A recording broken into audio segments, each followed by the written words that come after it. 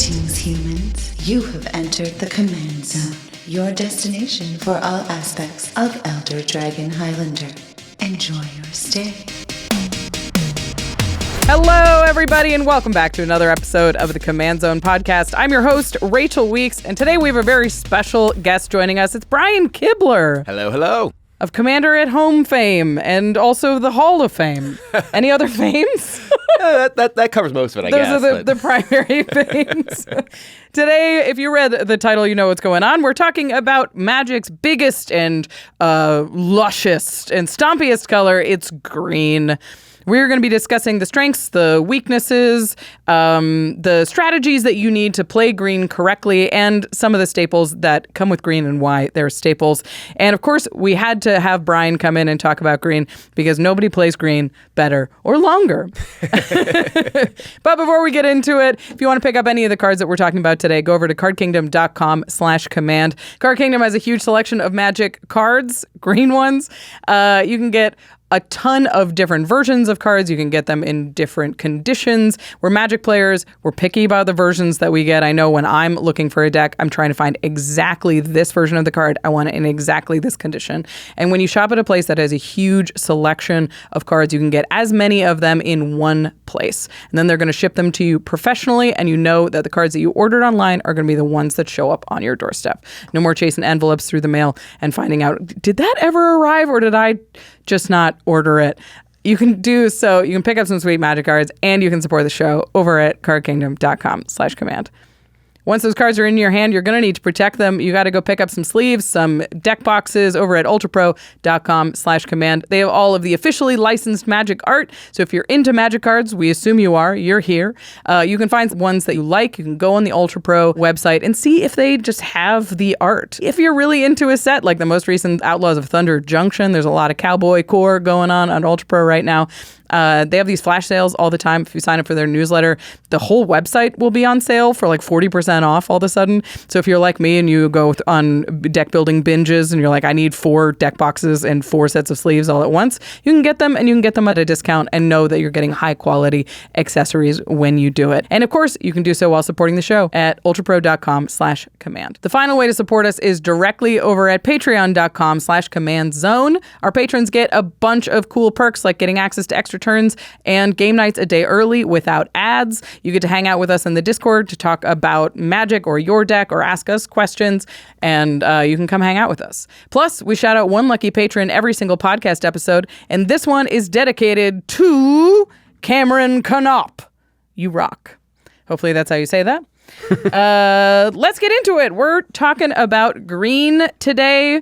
We're going to be talking a lot about mono green because I think the best way to get good at being a deck builder is to really understand each color individually, to understand the strengths of it, the weaknesses of it, so you can shore it up with other cards. Or when you're building like a monocolored deck, like I really like to do, like you really like to do, you know exactly what to be worried about and how to play to sort of patch up some of those things.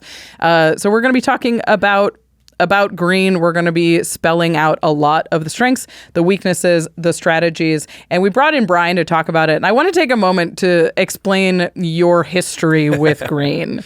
Because you've been a green player for a long time. Yeah. I've been playing green since kind of the dawn of time, and I'm sort of most known as a sort of green player because of my success on the Magic Pro Tour with green decks, and specifically even my success on the Pro Tour with green decks before most people thought they were good.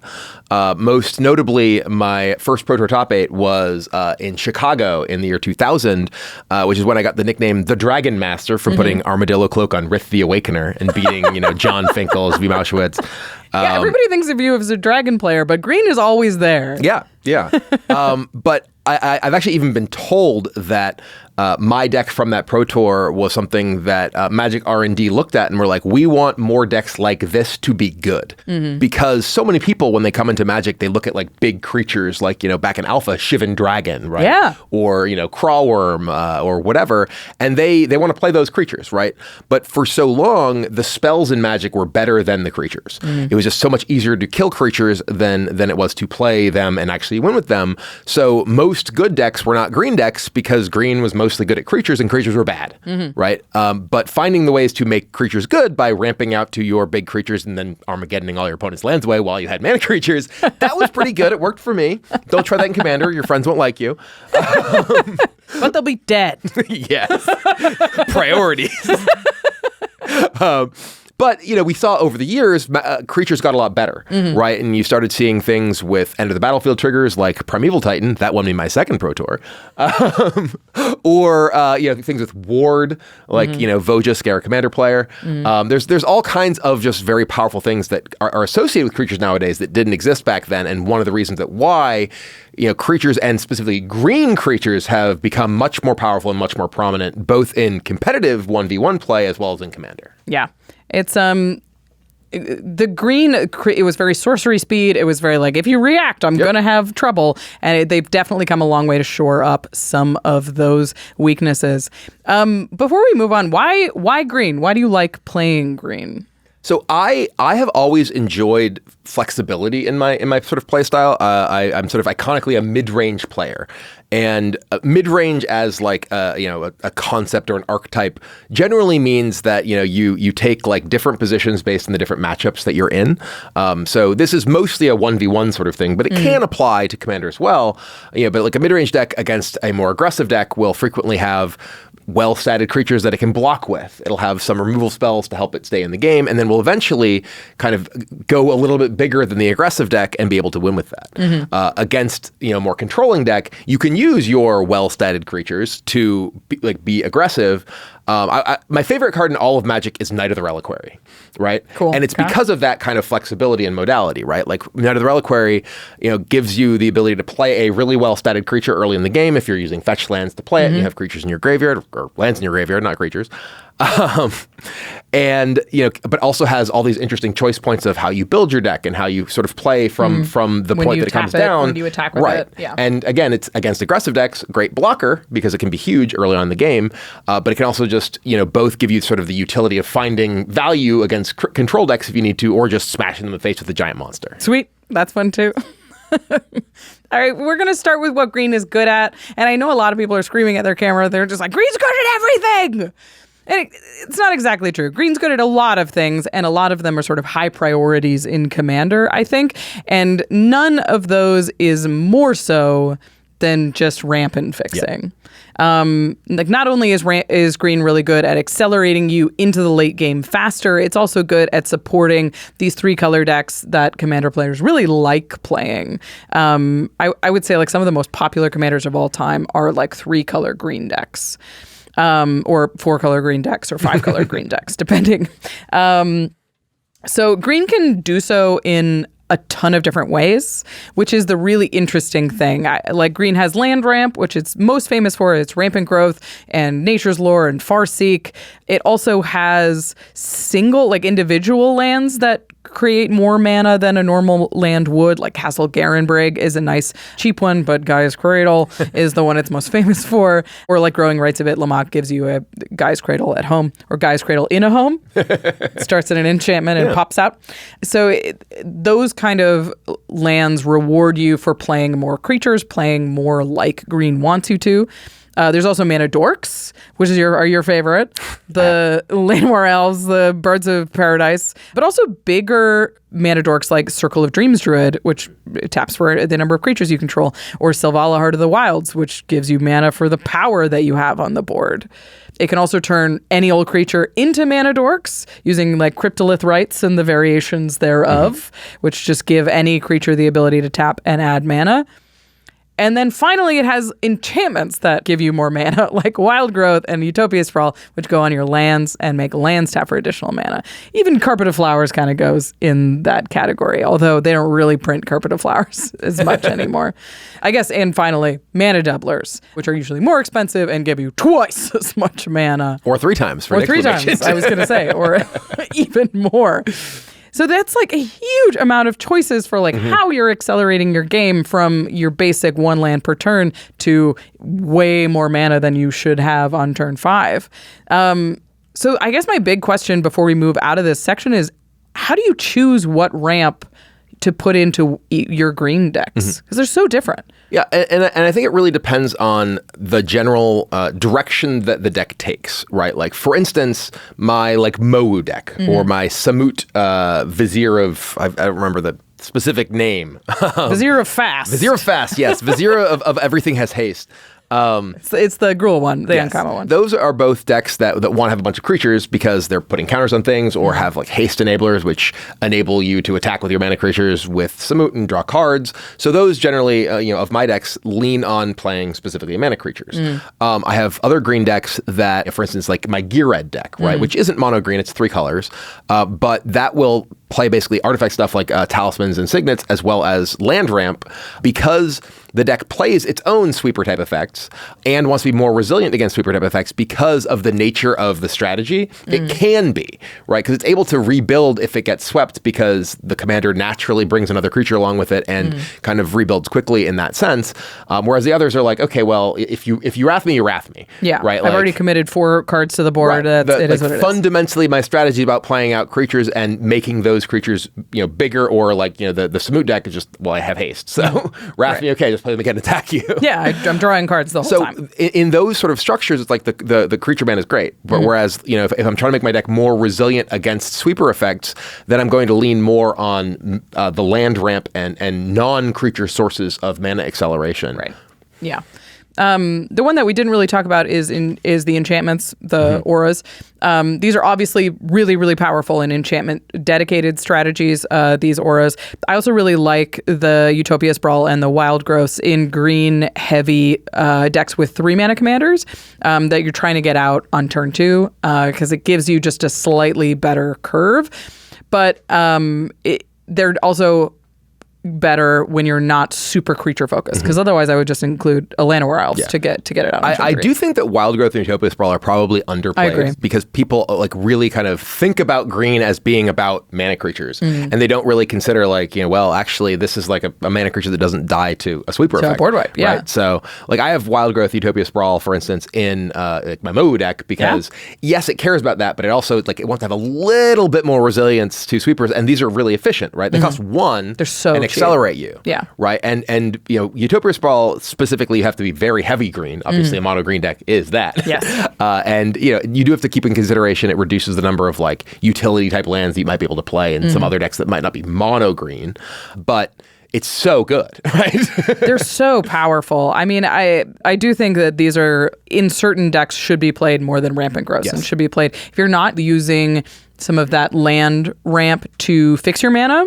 If you're not using Rampant Growth to find a 3rd color or a 4th color, then slamming one of these is just going to give you more mana more efficiently, and it comes in untapped if you have another land you can put it on, which is really, really powerful. Mana doublers are sort of reserved for those decks that are really trying to generate as much mana as possible, which is certainly a green strategy. Those usually are paired with mana sinks, like activated abilities, or just a huge amount of card advantage. If you're drawing, the deck's idea is to draw a ton of cards and commit big things to the board, then that's where you can kind of get into the mana doubler category. But they're not necessarily like a slam in every green deck that needs mana. Yeah, I think the opposite. I think that those big things tend to be overplayed, whereas the cheap things are underplayed, right? Yeah. Because people love the idea of, this can get me 30 mana. It's like, well, what are you going to do with 30 mana? You need, right? 30 mana? And I think this is a good time to mention just how important your commander fundamentally is to how it interacts with these sort of things, right? Right. Because if your commander has a mana sink, then mana doublers might be great. Yeah. Right? Because your commander is the card that has the most interaction with every other card in your deck. It is the card that you will see the most in every game because, well, it's right there in the command zone waiting for you to play it. And again, if it dies. Whereas every other card in your deck, it's like you have to draw it, and it could be, if it goes away, it goes away, right? If you, my Feldergriff deck has mana sinks, 3 of them. Yeah. So that's where I run my mana doublers. But if your commander cares about creatures like Samut does, then you probably lean on creature ramp. If your commander cares about lands, then you probably lean on land ramp or the land section we're going to talk about a little bit later. Any questions that you have about what to do can usually be answered by your commander. The next, probably the most iconic category of green is the big boys. Those big old creatures. Green has the best statted creatures just naturally. There's 4 mana 6/6s. There's 5 mana 10/10s. Green gets power and toughness for very cheap, more efficiently than other colors would. But good stats don't mean a ton in Commander. Right. Like a 5 mana 10/10 is like a Gigantosaurus is just not going to do a whole lot unless you have a deck specifically built around either devotion or power. Because it's just not a great attacker. And I think that's for anyone who might have a background more in the 1v1 formats who's watching this because, I'm here. Yeah. It is a very steep difference or, like sharp difference between Commander and something like Standard or Modern or whatever, where, just having a powerful creature that's cheap can be good. Yeah. A powerful cheap creature in Commander is just not very good. Even like you said, a Gigantosaurus, right? 5 mana 10/10. Okay, you get that down on turn 3. Yes. You have to hit a Commander player 4 times before they die, and then there's 3 more opponents, right? Like just to contextualize, like why that's the case, why it's so different. Like I remember when Yargle and Multani came out, and people were like, oh, that's so many steps. 18/6. It's not enough. Right? No. Like even 18 power for 5 mana, not enough. Yeah. Right? So, it's very, very important that the creatures that you do play do more than just offer you stats. Right. So the kind of like big chunky creatures that you can play in Commander, the ones that you'll see the most, are ones with a bunch of extra utility, right? So like Elder Gargaroth, it's hard to get more extra utility than a 5 mana 6/6 trample, vigilance, reach that makes you creatures, draws you cards, and also gains you life for 5 mana. There's a lot.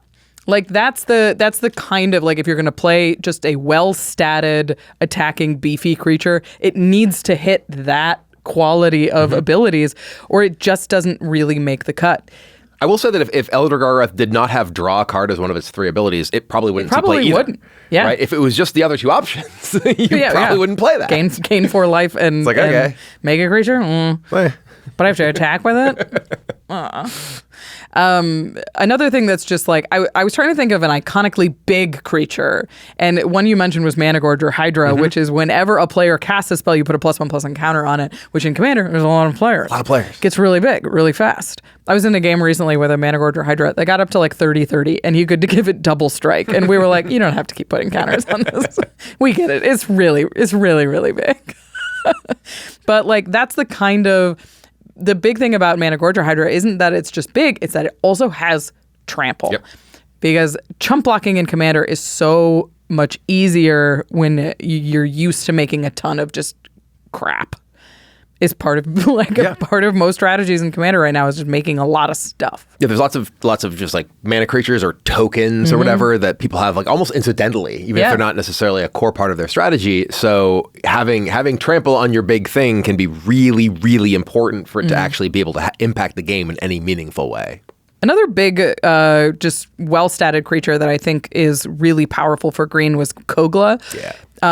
Kogla is a 6 mana 7/6. When he enters, he fights something, and then when he attacks, you can blow up an artifact or enchantment, and you can give him indestructible, and like reuse ETBs on Eternal Witnesses and stuff. Kogla is, I still think Kogla's undervalued in Commander. Kogla's fantastic. It's creature removal on a giant thing. And then also artifact removal. That also blows up other stuff. And I still feel like Kogla doesn't get played that much because he's kind of expensive. Yeah. But he's so much utility built into him that he's like, being a big creature is almost incidental. Yeah. So I wanted to, before we move on, I want to ask what you look for in a green creature, especially like when you want power out of it. We want like specifically power as in like power, like the stat, like a big, like what do you want out of a big creature, like a high mana value creature? Sure. I guess it's got to do like most of the time. It needs to do something like if it's expensive, like, even if it's killed, right? Like, I mean, we're talking about the Primeval Titans of the world, even though Primeval Titans banned. Yeah. Like you want something that like impacts the board right away. If I'm gonna spend a lot of mana on this, it needs to do something like before I get to my next turn, right? Like, and that's one of the reasons that even something like Elder Gargaroth is like, like, because if someone just kills this, and it's not even necessarily someone specifically trying to kill your things in Commander, someone could be like using a sweeper because someone else is scary. Yep. Right. So that's one of the things that makes it so important for your creatures to either, have haste naturally or to have some sort of enters the battlefield trigger that does something very powerful.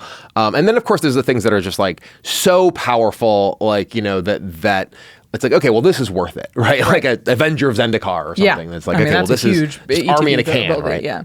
I mean, we'll talk about it in a second, but like an old Gnawbone, it doesn't do anything necessary. You have to have other things, but it does something right away if you have that thing. Exactly. Yeah. All right. Green doesn't always just go tall. It doesn't always have just big things. It also goes wide. Remember, green is the color. Get you a color that can do both. Yeah. It's the color of life, right? So green is about just making accruing value, and it's an additive strategy. So tokens make a ton of sense here. And I think you can't really make more tokens than Scoot Swarm. I don't think they're like, white's the token color. I'm like, yeah. Well, I made 1,000 Scoot Swarms with a precon recently, so talk about going above and beyond. I can't believe they made Scoot Swarm a digital card. It's been breaking the arena since it was printed. Oh yeah. Scoot Swarm, Avenger of Zendikar, Tender Shoot Dryad, which makes like 1 per turn. Even Rampaging Balos sees a lot of play in token decks. And all of these make tokens basically right away. Like Tender Shoot Dryad on the very next turn. Avenger of Zendikar on ETB. Scoot Swarm you really don't play until you can start copying it at least once that turn. And Rampaging Balos cast, follow it up. You get minimum of 2 things. Again, getting that value right away. And I think creature tokens make a ton of sense in green, like intuitively, but Magic has also given green the power to make non-creature tokens as well. With Old Gnawbone, like Olivia's favorite card. Yeah, she's screaming at home. Old Gnawbone makes treasure tokens equal the amount of damage you've dealt with creatures this turn. That's absurd. And then even stuff like Tireless Tracker or Tireless Provisioner makes treasure tokens, food tokens, clue tokens. You're making a lot of stuff. Again, green additive. But it's interesting because this adds sort of a different complexity to what green is doing these days. Because it's not just making creatures and like making them big and attacking. It's also making a ton of other stuff and getting value out of that as well. Just sacking permanents generally. Yeah, it just gets a lot of stuff. And once you have all that stuff, you got to make it big. Yeah. Like you can have 60 Scoot Swarms and that's not necessarily a lethal threat in Commander. It's true. Which is what a world we live in. Absurd. But if you combine those board states, the token board states, or even like, the big creatures we were talking about before, often need a little help to deal 120 damage.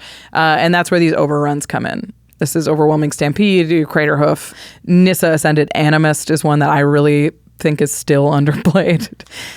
Because people just don't naturally like planeswalkers. But, that kind of overrun is the stuff that usually closes out the game for green. But there's also anthem effects like Unnatural Growth or even like Zupandrel, Hunger Dominus that just make your creatures bigger but don't necessarily give it the trample that is so key for most overrun effects that are popular in Commander. Yeah, even just green creature decks that I play, like Garruk's Uprising, right? Yeah. Is like, it's not, it doesn't buff your stuff, but it's a kind of a combination of like, well, this enables my big things because it gives them trample, and it's also a card draw effect, for being able to keep playing big things. Is trample the most important keyword in green? I think so. Because green doesn't have much in the way of flyers, doesn't have, unblockable creatures. It has big stuff. Right. And, like we mentioned, there's lots of little things just waiting around to chump block when you send your gigantic monster at them. So trample is super, super important for ensuring that your creatures actually get to do something and don't just run into like a 1/1 human token and then be like, all right, I guess I'm done here. Yeah. And then you're like, you lost your 1/1, but my 9/9 didn't do anything. It's like, you incidentally got this off of some effect and I spent a bunch of mana and cards and everything to make my creature gigantic, and it's 80/80, and Okay, you jump blocked. Your turn. Yeah, green has these really powerful like anthem effects, like Beastmaster Ascension that just pumps everything +5/+5 in unnatural growth. But if you don't have enough creatures to go around all of the just gack on the board, it's not going to do enough for you if you don't have that evasion. So I think that's really, really interesting in green is like you can have all the power on the board, but you need another piece. We didn't mention it, but also +1/+1 counters is a great way to buff up your creatures. It's like an anthem that sticks around. Mowu is one of my favorite decks that I have. Mono green, just make my creatures absolutely gigantic.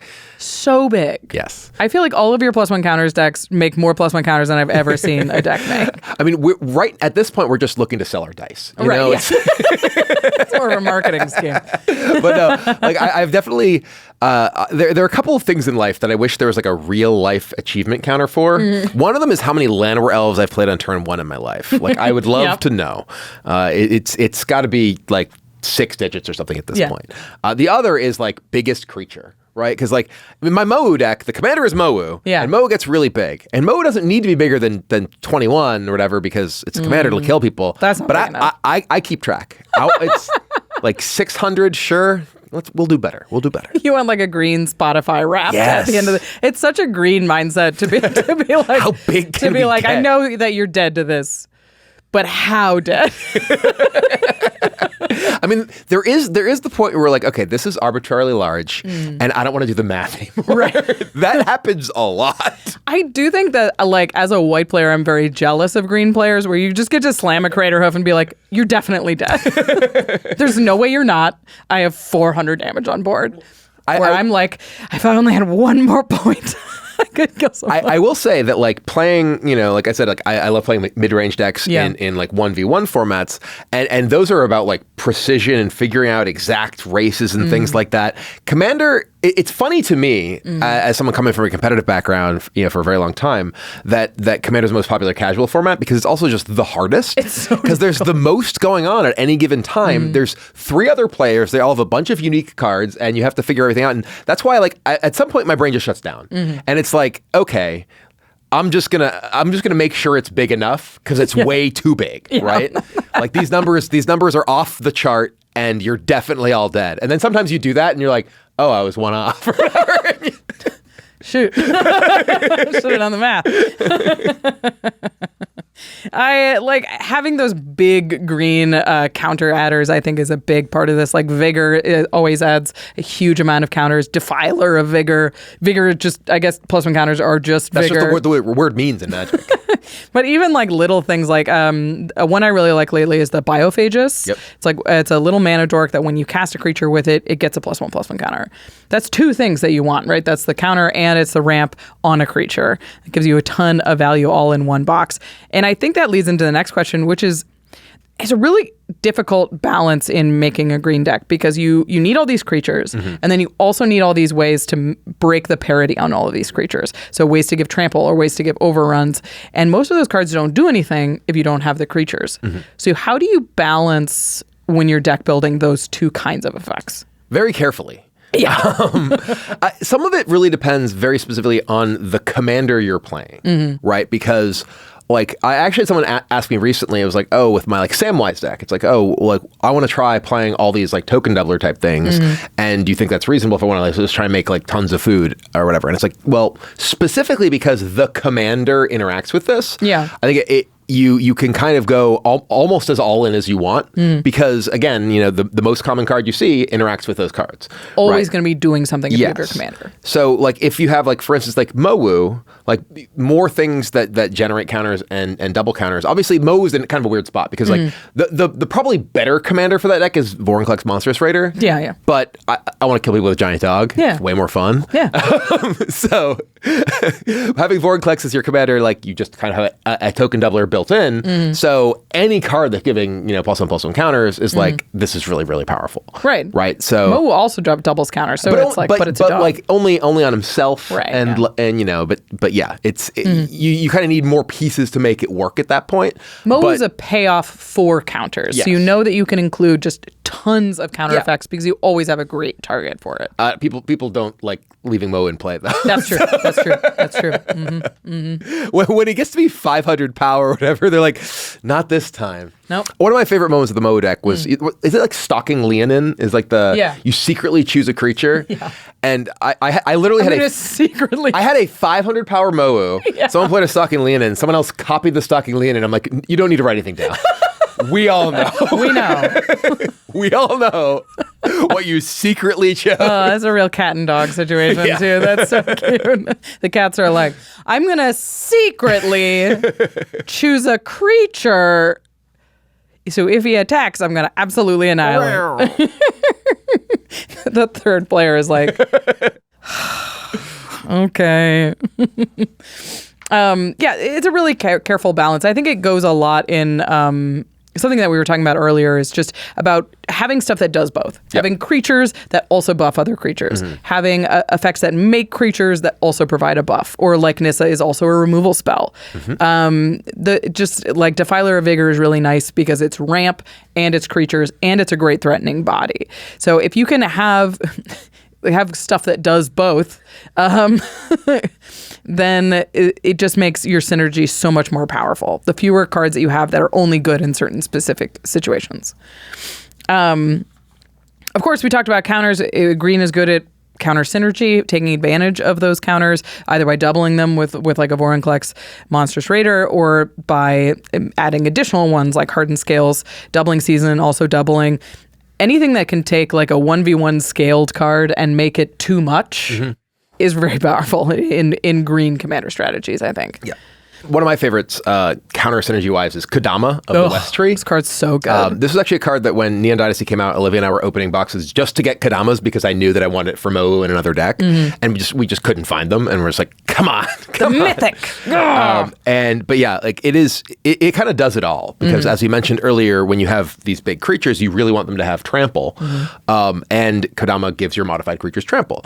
But Kodama also has the effect that when a modified creature deals combat damage to a player, you search for a basic and put it into play, which this effect like just is good. But also, like, if you have a bunch of modified creatures, you're ramping a ton, and also I think that the like deck thinning portion of like getting lands out of your deck is generally overstated in terms of importance, especially in Commander when there's a 100-card deck. Yeah, 35, 37 lands. But when you're doing this every time you hit someone with a creature, and all your creatures have trample, you're gonna get most of your lands out of your deck pretty fast, right? This is such a good example of a creature that is good early. Like, it's great on turn 3. When you have a modified creature, you can get some ramp early. It's also really great in the late game when you have all of these threats and you just need him to have trample. It's a body that wears counters really well because it naturally will have trample if it has counters on it, and it has reach, and it's just 3 mana through 3. It's so good in these kind of strategies that it's really hard to build a counter deck without that kind of card. Another one that I think is really great is Rishkar Pima Renegade. It has a similar effect where it's great early. You put some counters on the creatures that you've put underneath. Like you said, they'd be probably running Mana Dorks. Like turn 1 Llanowar Elves, turn 2 Rishkar Pima Renegade, put 2 counters on it. Obviously that it doesn't change your Llanowar Elf taps for mana. Twice! See? Put it on what's the one that cheats a land into play? The sloth with reach. Oh, Arboreal Grazer. Arboreal Grazer. There you go. That's the combo I'm looking for. Damn, nailed it.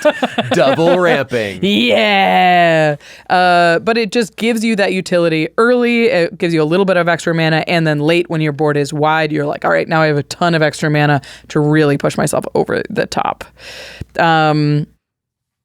There is one more form of ramping that we haven't gotten to yet because I think it deserves sort of a different category, which is just green's affinity for lands in general. It has ways to play additional lands like Exploration or Dryad of the Legion Grove. It has effects like Burgeoning that cheat lands into play. It has landfall payoffs like Lotus Cobras and the new Bristly Bill. This guy's so good. He's so good. this is going to come out after the Pro Tour Yeah. that I am competing in. There's a very good chance I play Bristly Bill in the Pro Tour because, whoo boy, that card is very powerful. You should read him because I don't know how many people Bristly will. Bill is a 2-cost 2/2. Is a plant druid. Nice. Landfall. Whenever a land enters the battlefield under your control, put a +1/+1 counter on target creature. And green 3, double the number of +1/+1 counters on each creature you control. Talk about counter synergies. Yeah. So the last time I played in a Pro Tour was about a year ago, and I was playing a green-white +1/+1 counter deck, basically. It was an Ozolith, like, Bountiful Brawler. I think it was a 2-drop that, like, gets counters when other things get counters. And It's green-white, right? Green and white, yeah. It comes up with 2 counters, and whenever another creature gets a counter, it also gets a counter the first time each turn. But, yeah, Bristly Bill, like, he's the whole package because he is a card that gives counters that can carry the counters himself, right? And then has a payoff for things having counters with the doubling for 5 mana. You're like, what? I'm a creature to wear these? Yeah, and I mean, I think that this is a very good example of a card that kind of fulfills its own condition in a way that other cards don't. Like, I think the card's Roaring Earth is a similar card that I have in my Mo deck that's an enchantment. Yeah, this is a 2-mana enchantment with just this landfall ability and an additional, like, channel ability. Effect, yeah. I've never channeled it in my life. I don't think I will. I channeled it in limited once. Yeah. But this, so one thing that even if Bristly Bill didn't have the double text on him, I think this would be a better card than Roaring Earth because it can just put counters on itself. Right. Whereas if you have Roaring Earth and a bunch of lands, you're not really doing anything. Yeah, you're still missing the third piece. Yeah, if you have Bristly Bill and a bunch of lands, your opponent is going to die in a couple turns. So not only is A, this is a very good card, but B, I think it's a very good example of how cards sort of being synergistic with themselves, as weird as it might sound, is actually pretty important for those cards being good in a lot of decks. Yeah. Any card that answers its own question is going to be really good. Because, like, counters are not good without creatures. Well, luckily, I'm a creature. Hey. Well, these counters are not enough counters to win the game. Well, I can give you more counters. Bristly Bill has everything you need. Yeah. Evolution Sage is also a great example of just landfall that works with other things green's good at, is at proliferating all of those counters. And then finally, green is really good at tutoring for lands. It's good at tutoring for creatures as well, but I think the land tutors are very popular in Commander, especially the big ones like Scapeshift that get a ton of the lands you're looking for and get them all into play at the same time, trigger these landfall abilities, and give you exactly the lands you're looking for, maybe the Castle Garenbriggs and the Guy's Cradle stuff we're talking about earlier. And then stuff like Crop Rotation, which is very efficient tutor spell that can get you the powerful lands green is known for. Or, interaction for the powerful lands across the table. Yeah. You can get your Guy's Cradle or a Wasteland for someone else's Guy's Cradle. There you go. Boom. That's the thing about tutors. This is a really interesting section, and I have it separate from the other ramp sections because I feel like it's not exactly that, because it requires more of a deck building, not restriction, but consideration when you're building with the lands ramp package. Yeah, one of the interesting things is that when you're playing a deck with a bunch of mana ramp effects, whether it's land search in the form of like a Nature's Lore or Farseek, or it's mana creatures, you're going to cut down on the number of lands that you play based on the number of other cards that you have that effectively produce mana or find things that produce mana. These sort of cards, you actually want to play more lands, right? Because if you have Burgeoning or Exploration or Explore, you want to have more lands to take advantage of it. Because if you just play Exploration, you have 1 extra land to play. You just played Explore that didn't draw a card. If you play Burgeoning and you have 2 extra lands, it's like, okay, well, you basically played an extra land. Yeah, you right? just missed your next land. Yeah. So it's this weird space where, you probably don't want to go lower than like 40 land in a deck that has like an Exploration or a Burgeoning sort of effect. Whereas others, it's like I'm like as low as like 34 in some decks that have just a ton of mana creatures. Yeah. It's interesting because I think these cards, people are like, oh, they're green effects. They go with rampant growth and that kind of thing. But what they really go with in my head is just card advantage. Yes. If you're playing Exploration and Burgeoning, Dryad of the Elysian Grove, the best way to take advantage of those effects is to either be able to play cards out of your graveyard, like Crucible of Worlds, which is a form of card advantage, or just a ton of card draw, which is why it really goes in Simic strategies, because blue provides that card advantage, the unconditional card advantage. And obviously there's a lot of Simic cards that work toward this strategy as well, but Green on its own actually has a tough time kind of supporting landfall strategies like this because that kind of card advantage isn't as explosive as you sort of need it to be to keep fueling a burgeoning. Like Azusa in the command zone deck, like mono green Azusa decks need so much card advantage to take advantage of Azusa. And you end up needing to play things like Horn of Greed, right? That benefit your opponents too. It benefits you more, but you just need to make sure that you're not just like running out because you're like, okay, I played all these lands, now I have nothing. Right. And like running an exploration in a Gruul deck, in a creature deck, that kind of thing. It doesn't do you as much good because like what you want is not necessarily more lands, it's more creatures. Yeah.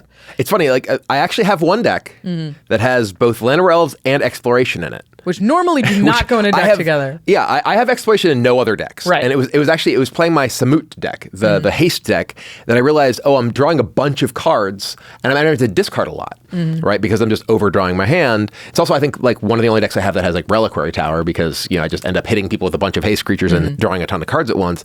But that deck really wants creatures to be able to, mana creatures to be able to play out its things quickly and has haste enablers to take advantage of with the Samut and such. Yeah, it's also a 3-drop, so they're great. But specifically, Exploration is like, I'm drawing a bunch of extra cards, which means I'm drawing more lands, so I can play more lands per turn. So, and that is the only deck of all of my decks that contains the card Exploration, but it's the very specific thing, as you mentioned, that it draws a lot of cards. Right. So, yeah. And you're not running like Exploration and Burgeoning and Dryad of the Elysian Grove. Just playing Exploration. And the Exploration in that deck is taking advantage of the card advantage, not necessarily ramping. It is ramping, but it's more just making sure you're using all of the value you're getting. You don't want to let the cards you're drawing go to waste, and it's you want to be able to play out more of them, so you want to be able to both play out those lands as well as just be able to play more things on future turns because you're playing more lands. Yeah, it's less about explosive ramp and more about actually taking advantage of all the extra cards you're drawing. Right, yeah. And I think that's a really interesting thing that if you're playing a lot of green decks, take a look at your ramp packages very specifically and be like, am I mixing Rampant Growths with Llanowar Elves with Explorations? And what does your deck actually want? Does your commander actually want creatures? Does it want more lands on the battlefield? Am I drawing a ton of cards? Or... Because if you just want ramp and you're not necessarily interested in like the fixing that land ramp provides, then probably you want like Llanowar Elves and Elvish Mystics. If you're drawing a ton of cards and you need to get cards out of your hand, then you look at the Explorations and maybe the more of the landfall packages. And the enchantment lands can sort of mix in there as well. It's a tough puzzle to figure out. And it's also even worth like if you play with a regular group, right? And and your group, say your group tends to play a lot of sweeper effects, a lot of wrath effects. Yeah. You probably don't want to play all mana creatures because once you get wrath, they're gone. Yeah. Right. So like there's interesting like puzzles of both your own deck as well as the environment that you play in that kind of informs your decision for which of these cards you want to play. Yeah. Be intentional about your ramp. Don't just throw a bunch of ramp cards in there because you need them. Kodama's Reach and Cultivate are an interesting question that we haven't really answered either because those are more expensive and they give you card advantage and they give you fixing, but they don't necessarily give you more ramp. So there's another question in is how good is drawing that second land? And there's also the question of, does your deck have enough basics to play stuff like Cultivate and Kodama's Reach? Because I had, my Dragon deck, when I was first building my Dragon deck, I had Cultivate and Kodama's Reach in it because I was like, I'm a multicolor deck. Then I'm like, wait, I don't have enough room for basics for these to actually be any good. Right. So I ended up taking them out very quickly. Yeah. There's a lot of questions to answer when you're talking about mana acceleration and finding out what is best for you. But the next thing that green is good at is protection, which goes very well, of course, with any strategy that just wants to keep a board intact to win the game. I think the most famous for commander is Heroic Intervention, gives hexproof and indestructible. But green's also good at just like static protection. Like I always think of Sereth the Viper's Fang, gives your untapped creatures hexproof. So it's, not going to protect you against a board wipe, but it will keep your big scary creatures like Mowu safe in, before they go to combat and then even in combat if you keep Sereth untapped. Beyond that, green has targeted protection for protecting one really important piece, like a Snakeskin Veil or a Tamiyo Safekeeping. Usually gives hexproof and indestructible, but sometimes just one or the other, depending on, how many of these type of effects that you want. The more important one piece is, the more important your commander is, or something, the more of these you can feel comfortable running. But green creatures also have natural protection. They have I think green has the most iconically protected creature of all time. Oh yes, Thrun. Yes, he's the last troll. He's so safe. You will not touch him. Can't be countered.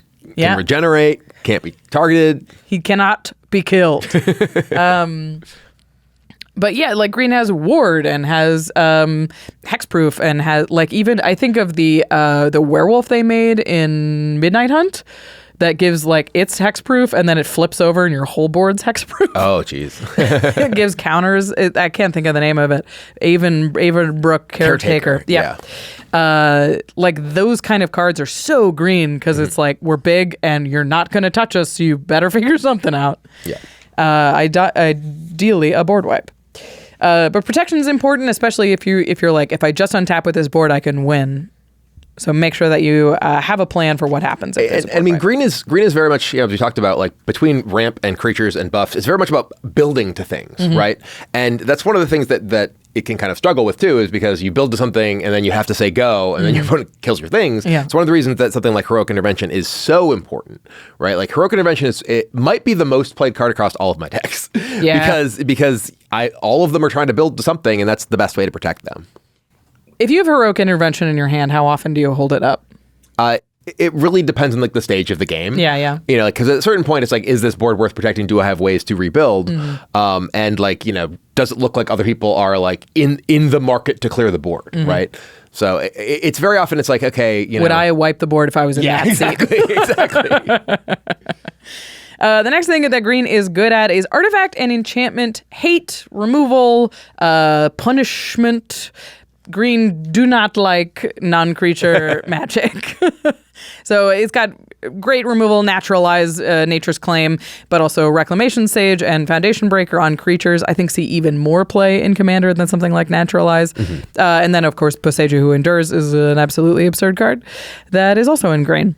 I recently was at a game shop and I was like, how many Boseiju do you have? Because I want all of them. The answer was sadly one. No. But I got it. That card is just, if you have one, it's in a deck. Oh, yeah. There's like, I found an Otawara in my binder and was like, what are you doing here?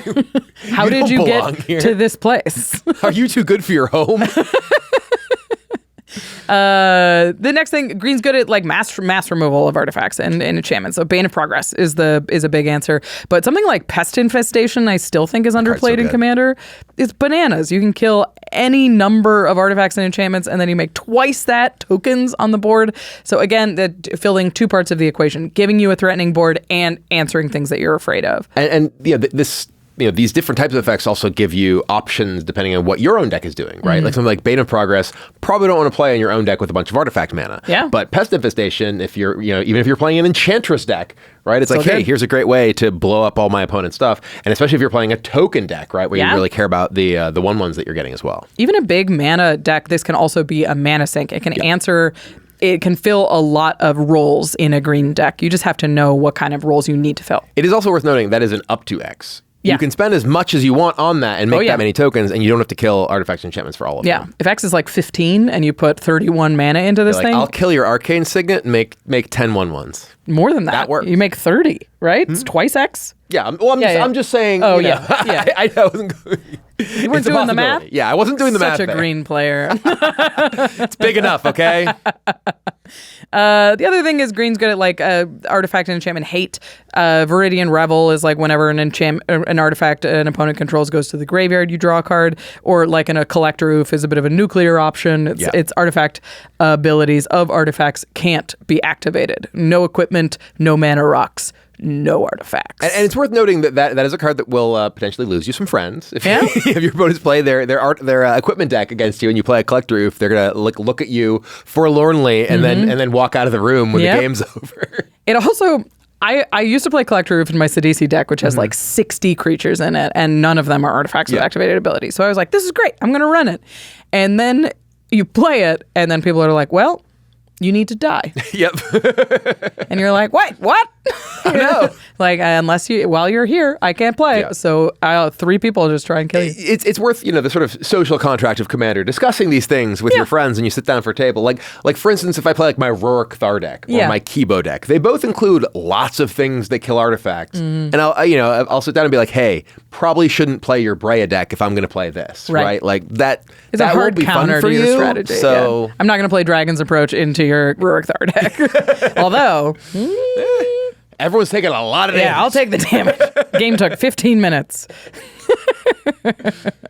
The next section is card draw. Green is good at card draw. Sometimes. Yeah. Green really depends on having creatures to draw cards. You need like something like a Toski. You need creatures to deal combat damage. Like the Great Henge or Beast Whisperer, you need creatures to follow that up with. Good news. I always have creatures. There's always more. There's always creatures in the banana stand. My brain went to the exact same place. Yeah. Even something like a Shamanic Revelation, you need creatures on the board for that card to do anything. Or like a Rich Card's Expertise, you need a big creature for that to draw cards.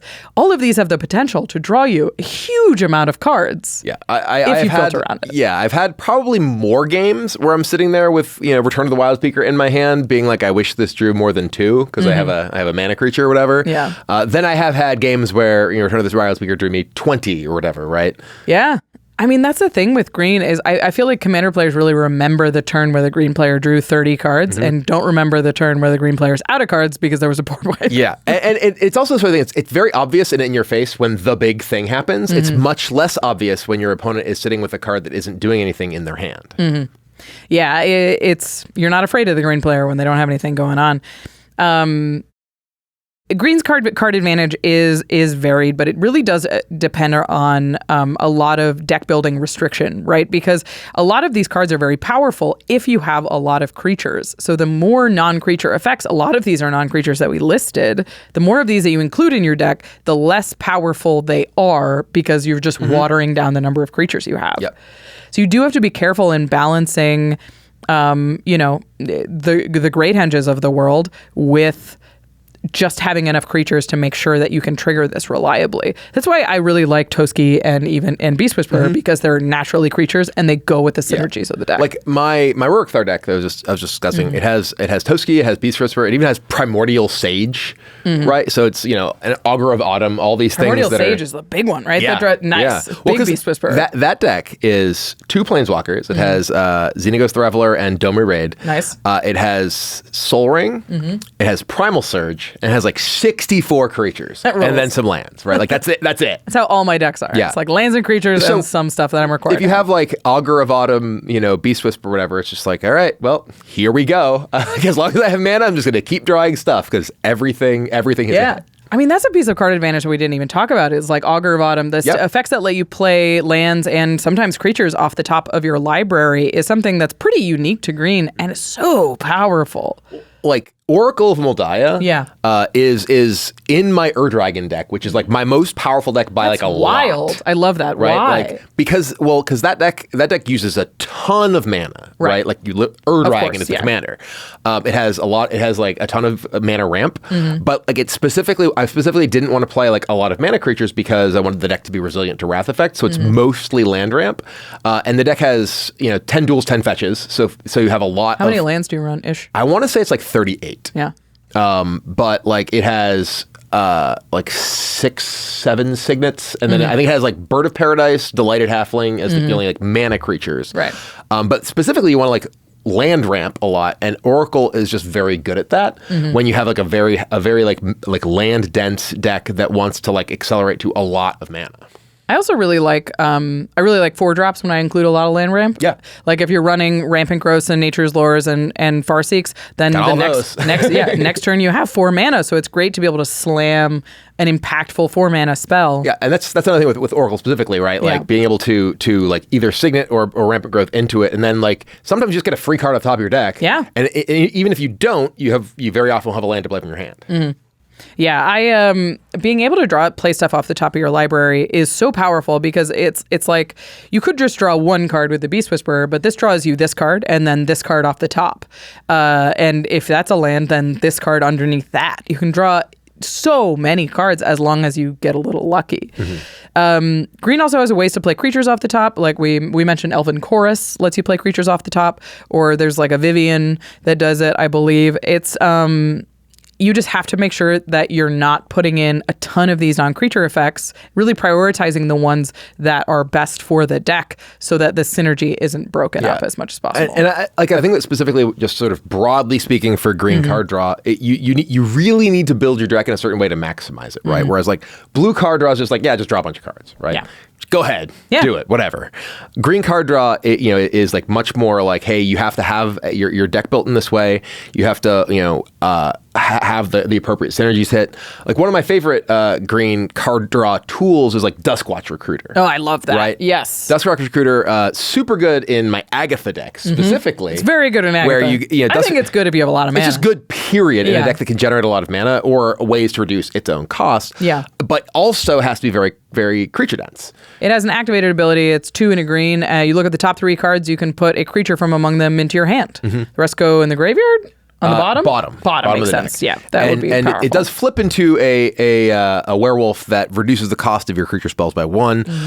Very frequently, it'll rarely be flipped because you're playing commander and like... It's hard to have it flipped for your turn. On your turn. Yeah, which is the only time it matters, basically. Right, unless you have like a flash thing or whatever. But yeah, like that card in the right deck can be bananas powerful in terms of just giving you like repeatable card draw at a very reasonable cost if you have, mana to spare. I had an Eve Progenitor Ooze deck that was really built around Nykthos and like green devotion. So it was like Karametra's Acolyte and that kind of thing. Okay. To make just huge amounts of mana, cartoonish amounts of mana.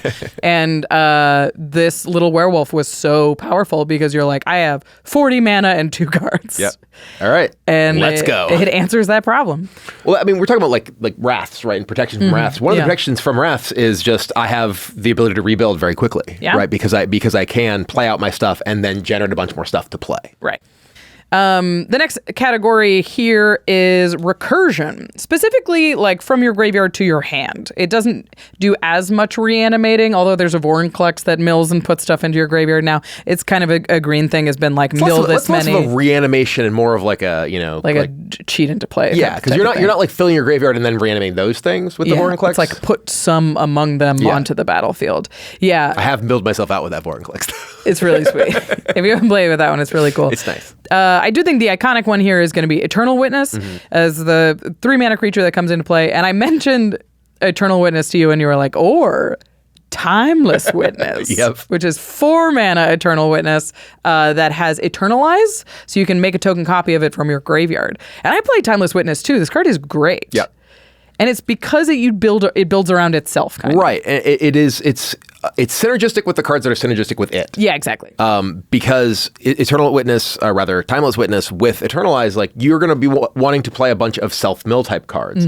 Whether you're playing like mulch effects or whatever, things that can put it into the graveyard where you can then Eternalize it. So you are, sort of building up synergy with itself with the rest of your deck, kind of naturally with the deck that would want this effect. I still think Eternal Witness in decks that have like bounce effects, whether it's like the old school Crystal Shard style stuff, or like Teamer Sabertooth or whatever, or like that Riku, can you can copy it or something like that. Yeah, things that can give you that bounce effect. The efficiency of Eternal Witness costing a little bit less is going to be better. But I think in a lot of decks that are doing more sort of graveyard rated stuff, like my old Stickfinger deck, old Stickfinger just mills yourself, right? The rest of the cards in the deck mill yourself. That's the whole point of what I'm trying to do. Right, yeah. I'd much rather have Timeless Witness because I can just Eternalize it from the graveyard. Similarly, I have Timeless Witness in my Gearhead deck because Gearhead populates. Yeah, that makes sense. And the Timeless Witness makes token copies, and you can just like, well, I'll get everything in my graveyard back because I populated all of them. The other effect that's like this is Bolliged Recovery. This is the sorcery on the front, land on the back. And this is another thing that you can kind of build around, like whether you're picking Eternal Witness or Timeless Witness or Bolliged Recovery. Like Bolliged Recovery can be really good in lands decks because you can cast the recovery side and then play the land side from the graveyard or off the top of your library with Oracle of Moldiah, and it kind of gives you both a land and a spell, which those decks often want. It also sort of sneaks it in a recursion piece where in a land slot. So if you're not dedicated to the recursion plan, but you want that kind of effect incidentally, but you also need to not be super punished by the fact that it's a tapped land. Yeah. So that was something that you mentioned. Yeah, in a deck that really cares about like getting out in the board quickly, like for instance a Samut deck, or like if you want to play turn 1 mana creature, right? Like those decks really don't want to have lands that come into play tapped if they can avoid it. There's like really high value tap lands like the new Surveil lands, right? Like those you might still play in some of those decks with fetch lands because the incidental value is very high of being able to fetch them, and when it's not a high cost. But Battleguard Recovery, it's always going to come into play tapped, and there's no like additional utility of like the game basically where you don't draw it or where the Surveil lands are at their best, weirdly enough. Yeah. Whereas this only has utility in the games that you actually draw it, and then you're just like, okay, well, the tap land is just such a drawback in those decks that care about getting on the board quickly. For sure. There's other forms of recursion in green. There's like Creeping Renaissance, which gets all of the cards of one type from your graveyard to your hand. I don't tend to play these much as like often as I used to, but if you are really dedicated to one creature type or one card type, like usually with lands, I think Creeping Renaissance is like, I'm going to get 6 lands from my graveyard into my hand, and that's pretty good. I played it in Borborygma's Enraged for a while, which makes a lot of sense. That card is also in my Samut deck because you get a bunch of extra lands. There you go. There's also Splendid Reclamation, which takes all the lands in your graveyard and puts them right on the battlefield. If you don't want them in your hand, just get them into play. Or the new Aftermath Analyst. This card's so bananas. It's so busted. It is like a centerpiece of one of those powerful standard decks, and that's a much faster format than like most commander situations. This one enters the battlefield and it mills 3 cards, and then has an activated ability that's 3 and a green, sack it, return all lands from your graveyard to the battlefield. So it's Splendid Reclamation on a creature that fuels the reclamation. It does that. It's like a Bristly Bill situation. Exactly. It's the card that is synergistic with itself. It's like, okay, here's my enabler. Here's my payoff. They're the same card. I can't believe it's only 3 and a green to activate. It feels like it should be 4 and a green or 3 green. Yeah, it's also an elf, so you find it with Nissa. It's a really, really powerful effect in any mill deck and any lands deck and any deck that has a lot of fetches. There's great ways to use this kind of effect. We mentioned it before, but if you're playing a lot of graveyard recursion, it's nice to run green's self-mill cards, because it is good with like Mulch and Winding Ways, and there's the Gather the Pack. These like look at the top 4, you get a card out of them and put the rest in your graveyard. It's card advantage as long as you have enough of the recursion or you're using your graveyard enough. Winding Way is such an upgrade too. Winding Way. It's so good. I honestly think if you're playing like mostly green or even like green-red, Winding Way is a really good cantrip. It's a non-creature, so it's tough to like find those slots. But if you're filling up your graveyard, it's really good. Yeah. Green has a lot of like those kind of self-mill cards, and then there's repeatable self-mill like a Splinter Fright or a Life from the Loam. That kind of dredge is a green mechanic. SplinterPro is the reason I built my old Sickfinger deck. I keep saying old Gnawbone. It's just stuck in my head. There's a lot of old boys. Old Rutstein. Yeah, they're all old. They're all green. Yeah. There's Old Fogey is the green silver border card. That was my invitational card. It wasn't, but I'm just referring to the fact that I played since the dawn of time. It is a green creature though. So. The final thing we're going to talk about is resilience. Green can play an aggressive strategy, but like you said, it's kind of mid-rangey, so it does have some like end game strategies to protect itself. It's got incidental life gain on cards like Shamanic Revelation, which is a card draw spell, but also gives you life gain. It also has really powerful life gain effects like Fangren Marauder. And so it's such a weird card, but... It's a 6-mana beast that says whenever an artifact is put into a graveyard from the battlefield, you gain 5 life. Yeah. Any artifact from any player into the battlefield. You crack 3 treasure tokens, I gain 15 life. Yeah. And I think that this is... So I think that newer players will often overvalue life gain, right? They're like, oh, I can get to like 100 life. No one can kill me. Spoiler, they can. They can. They'll figure it out. If you're dedicating like a lot of stuff to gaining life, unless you like have a very good payoff for that, like a commander that cares about that, you're generally going to be disappointed by it in the long run. But there's enough like incidental damage that goes around in commander games that life gain can be valuable when it is like an individual card that has like incidental effect like Shamanic Revelation, like you mentioned, or something that's just like really powerful, like a Fangren Marauder, if it's synergistic again with your commander and what your deck is doing. Like I have Fangren Marauder in my Kibo deck, which that makes sense. Not only like gives people artifacts, but also kills artifacts all over the place. So like I've had Fangren Marauder gain me 100 life in a game. Yeah. Right? Like you can have other people who have their treasures and their, clues blues and bloods and maps and whatever other tokens are out there. And they're usually going to crack them. Yeah. They're not going to not crack them. Exactly. So, you can gain just a lot of life from that. So if you have like a single big, powerful payoff like that, again, if it's synergistic with your commander, you probably don't want to put Fangor Marauder into like any random green deck, right? You want to make sure that there's artifacts on the board, and you want to make sure they're going to the graveyard. Yeah, and because it triggers off your own artifacts too, it doesn't have to be something like Kibo that's giving your opponent's artifacts. It could be something that's making your own artifact tokens. Or, AD has it in his Guillaume deck, which makes food and sacks food. Mm-hmm. Yeah. Green also has fogs. So if you're playing like a hyper aggressive deck, if you have a fog, you not really fear for your life if you just send all of your attackers. Like green has some vigilance, but I feel like it's not as prioritized as trample and all that. Yeah. So having a fog in a deck just that because an ability is on Questing Beast doesn't mean it's a green ability. Exactly. They've made it one. It's also on the other one with 3 abilities. The one where having some protection for like, I didn't expect them to alpha strike me at this point. I have some protection up if you know that you're often going to flag as the threat.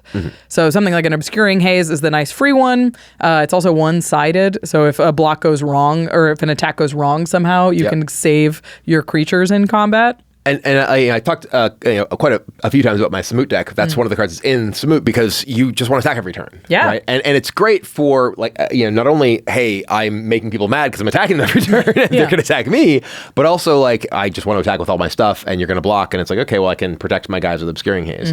And similar to life gain, I do think that fog effects are often overvalued by less experienced players because they're like, oh, this can just save me if someone attacks me for any number. But like much like life gain, unless you're drawing a ton of cards, your fog effects are going to run out eventually, and the people who are playing things that are playing to the board and have these resources they've developed, they're going to just keep attacking you. Yeah. And unless you're building up to something, they're just going to eventually get through your fogs. I think maybe something like Constant Mists, but that's just going to make you some enemies because when you're playing your creature deck, they're going to Constant Miss you. And that's not really fun for anyone involved. Trust me, you don't want to be in a Constant Mists meta. It's not ideal. That's where Questing Beast comes in. Hey! Stomp the 7th line of text.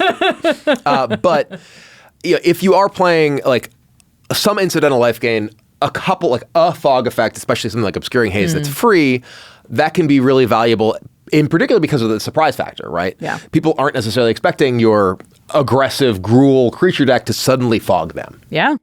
Or even just to gain 15 life. Yeah. Like if you gain 15 life, sometimes a deck goes from being able to kill you to not being able to kill you. You buy yourself an additional turn. It's as good as a Teferi's protection, basically. Before we go, I want to talk about the green creature types that that green really supports. And I think the iconic one is elves. Yep.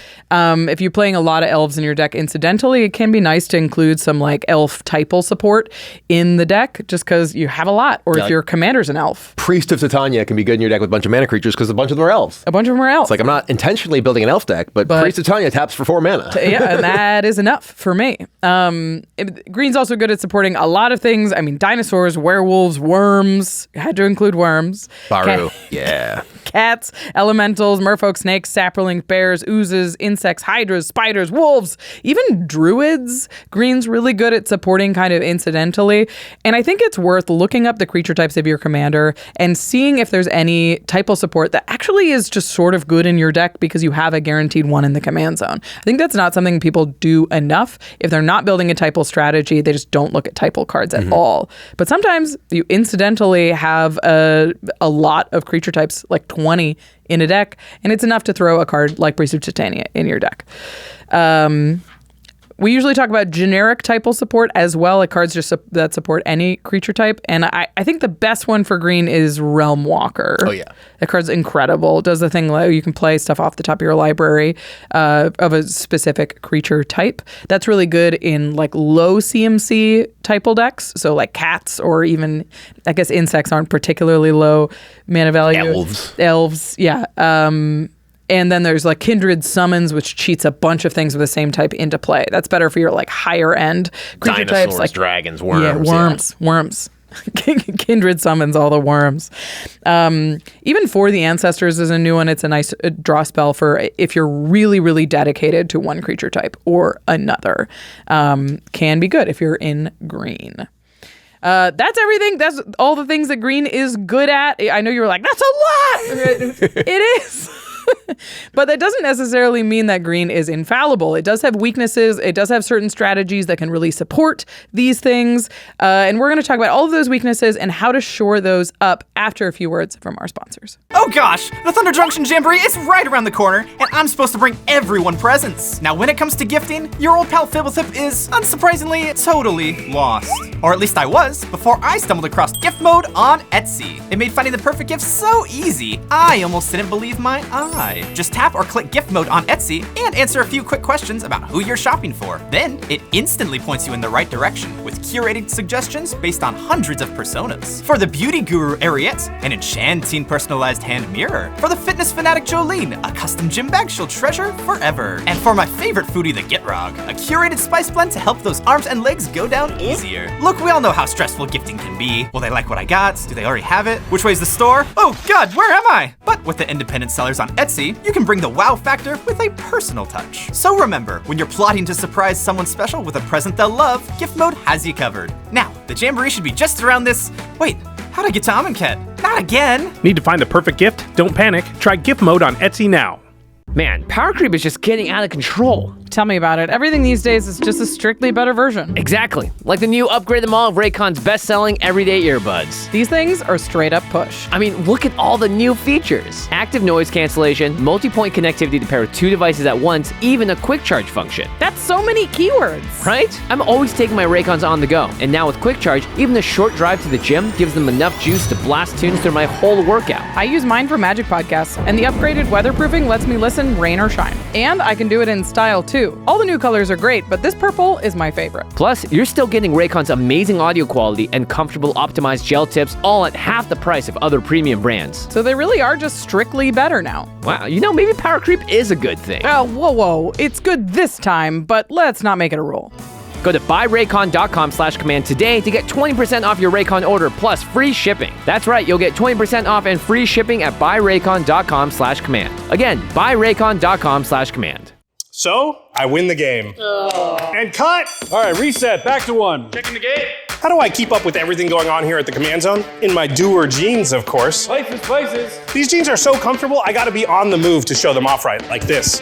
What are we running from? Yeah, we'll figure it out in post. Nice jeans. Nice jeans. Now, Magic players know the importance of staples, and a good pair of jeans are a staple part of any wardrobe. Jackets for your next scene. DUER denim, it's flexible. Like Soul Ring, it can go anywhere. Plus, with its breathability and temperature regulation, it's gonna have you feeling fresh. So you're equipped for anything, from the battlefield to the boardroom. All right, team. How are those Q4 projections coming along? Our future positionings feel as comfortable as those jeans. Mana curves are down, wins are up. What if we were to leverage our core competencies by synergizing with our point of sale? Let's run it up the flagpole. Absolutely, yes, sir. Because here at the Command Zone, we're not just talkers, we're doers. Optimize your legs with DUER jeans. Trust me, you'll be reaching for your DUER jeans again and again. Order yours today. Check out DUER's flagship stores in LA or Denver, or shop online at shopduer.com/command. Right now, our listeners get 20% off site-wide when you use our exclusive URL, shopduer.com/command. This is an amazing deal. Don't wait to get 20% off. Go now to shopduer.com/command.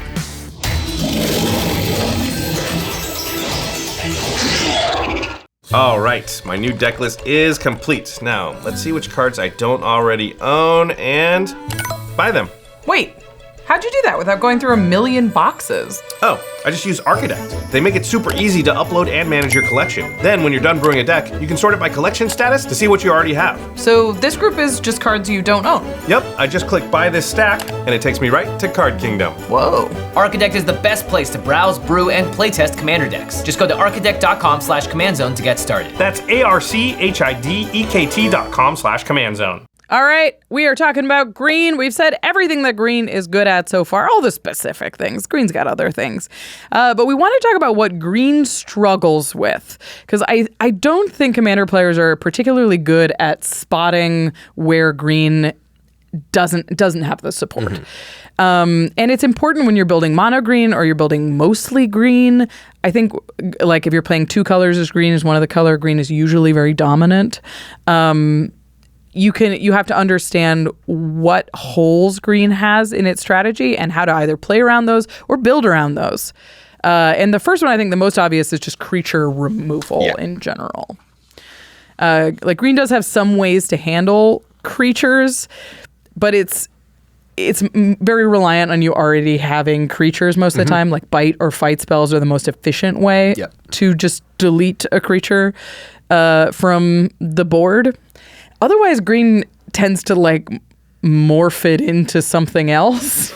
Or like it has some weird exceptions with like Beast Within that can destroy anything, but is often used on creatures because it's like the only destroy effect for creatures. Or Song of the Dryads turns it into a forest. Kenra's Transformation turns it into an elk. And even Lignify turns it into a tree. So there are like some removals, but there's a lot of problems with a lot of these creature removal spells. Like they give your opponents value in some way. Or you have to have a creature in play. Or their sorcery speed even, which is not ideal for creature removal, in particular in Commander. So what do you do with that? Like, how do you plan to remove creatures in green? So I do have a lot of like fight effects in, like, for instance, my Mo deck. Right? Mo will play a lot because you're playing mono green. You don't want to kill some things, and because you're playing a deck, that it tends to have the biggest thing around. Yeah, hard to beat Mo in a fight. Fight effects are quite good. A lot of times, I don't bother. Right, and like I think that the way that I build most of my green decks is probably very different than a lot of people build their decks, in that I don't actually play very much removal because I recognize that the nature of green is that you're going to be playing out stuff to the board, at least the nature of like a green creature deck. You're going to be playing a lot of stuff, and you're kind of be very obviously the threat to a lot of people. So you want to just have more things to help you rebuild when they kill your own stuff, rather than things that are focused on dealing with their stuff. I'd rather like my plan work well than I have like answers to everything my opponents can do. And that, I think, is an important thing to keep in mind when you're a green player, because you don't remove things well. You got to sometimes accept, well, I can't kill that. Play to your strong suits. Yeah. It's like, if green isn't good at killing creatures, don't kill creatures. An interesting thing I noticed about playing against you in your decks is you don't have targeted creature removal, but with the amount of pressure that your decks apply, they have to start chumping with creatures that they do not want to chump with. They're not going to lose their best creatures, but they're going to lose some of them. Yeah, and I think that some of it is sort of a philosophical thing and like a kind of psychological thing. Because I think that in many cases, people, and I see this, like not just in Commander, but in like Standard, in like across games when I'm streaming other games, people will see like, oh, you lost to a thing. So now you have to have a way to deal with that thing in your deck. And you'd be like, well, maybe. Or I can just try and win first. I can beat that thing. Right? Like, a lot of people are like, well, how do you beat, X card? How do you beat, like, I don't know, moat? It's like, all the times, like, I hope my opponent doesn't have moat. I don't. I hope there's an emote in play. You're like, Torment of Hailfire? Yeah. Yeah. Okay. That'll do it. You win. We'll play again. Yeah. Maybe next game you won't do that. Right? Like, and there certainly are things, it's like, and they are generally like creatures or enchantments and artifacts. And like, you'll have something, right, that can, like a Besage You kind of effect, or, like... You can probably interrupt part of the plan. Yeah. And it's I think that people often will get really focused on being able to answer anything their opponents can do. And if you're playing green, that's really hard to do, right? And if you build your deck too reactively, then a lot of your good cards get worse, right? We were talking earlier during the card draw section about how, having a certain density of creatures is really important to a lot of the effects being good. So a lot of times when I build my green decks, I'm looking to make my deck better when it's doing the good thing and pay less attention to what my opponents are doing. And you kind of have to do that when you're playing green sometimes. Yeah, I mean, I think Commander players are not great at accepting that there are weaknesses in a deck, and you'll play a card that doesn't get played in any other format because it is a color pie break, or it does something a color doesn't necessarily do well. So, that's why how like Chaos Warp becomes a staple in Commander. That's how Beast Within becomes a staple in Commander, is because it removes things that in a way that green's not supposed to be able to remove things. But Beast Within is not like, it's not like a competitive level card. It can kill a lot of different things, but is that important in green? It just doesn't feel like it is. I mean, it can be, right? Yeah. Like, obviously, especially if you're playing like at higher power levels, right? There can be like individual things. It's like, okay, well, if I don't kill this, they win, right? And, like, if I'm building decks to compete at those higher power levels and I'm playing a green deck, I'd probably include more Beasts Withins in my decks. Right? But, like, I'm willing to accept when something happens, it's like, okay, I can't beat that. I lose. Except the things you cannot change and the right? and grace to be the other one. That you know what I mean? All that, yeah. The green player's mantra. Except the things you cannot change, which is the fact that you have a ghostly prison. Yes. Ghostly prison, you just make more mana, right? Yeah. Attack with a big thing. Yeah, you can remove a ghostly prison. Yeah, you need like a, anyway. Green's good at mana. Works with that. But, to kill like I'm trying to think of the white Archon that says creatures can't attack. Oh, Blazing Archon. Blazing Archon. There you go. Oh, in some games, like, your opponent's Blazing Archon, you're like, oh, I can't kill that. Well, okay. We'll figure something out. Or we won't. Maybe there'll be a board wipe. But I mean, I do think that finding alternate elements, like for instance, one of my favorite like removal type effects that I play, like in my Mo deck, for instance, is Ram Through. Yeah. Right? Because that is not just in my deck to remove a creature. That can be in my deck to remove your creature, and, like remove your creature and kill you. Right. Like just explode you. Right. And that is the sort of card that I like to play to beat something like a Blazing Archon, because it's not just removal. Right. Inscription of Abundance, the like, make my guy giant fight something. Yeah. It's great because it's the fight effect, but it's also all this other stuff too. It's one of those cards that I also like as the incidental life gain, where you're not playing something that's dedicated to gaining life, but it can be great in the circumstance where you're getting like, burned out and you're like, okay, well actually I'm going to gain a ton of life, so I'm not dead. Yeah, that's why modality is so good. I mean, I was thinking of something like a Squall line I used to run, and it deals X damage to each player and all flying creatures. And in Eve, it was a mana sink. It was like, I can put 30 mana into this. I can deal 30 damage to each player, or I can do like enough to not kill me and then hit you with my creatures for the rest of the way. But it also just killed flyers, which I was really bad at dealing with. So it had that modality, even though it wasn't technically a modal spell. And I think that's a really interesting, like, I don't think Commander players play enough bite spells when they're in Commander. I think they just lean on stuff like Beast Within or Kenra's Transformation. I want to talk about the downside of being a green player and giving a player a disposable creature. Oh, I hate it.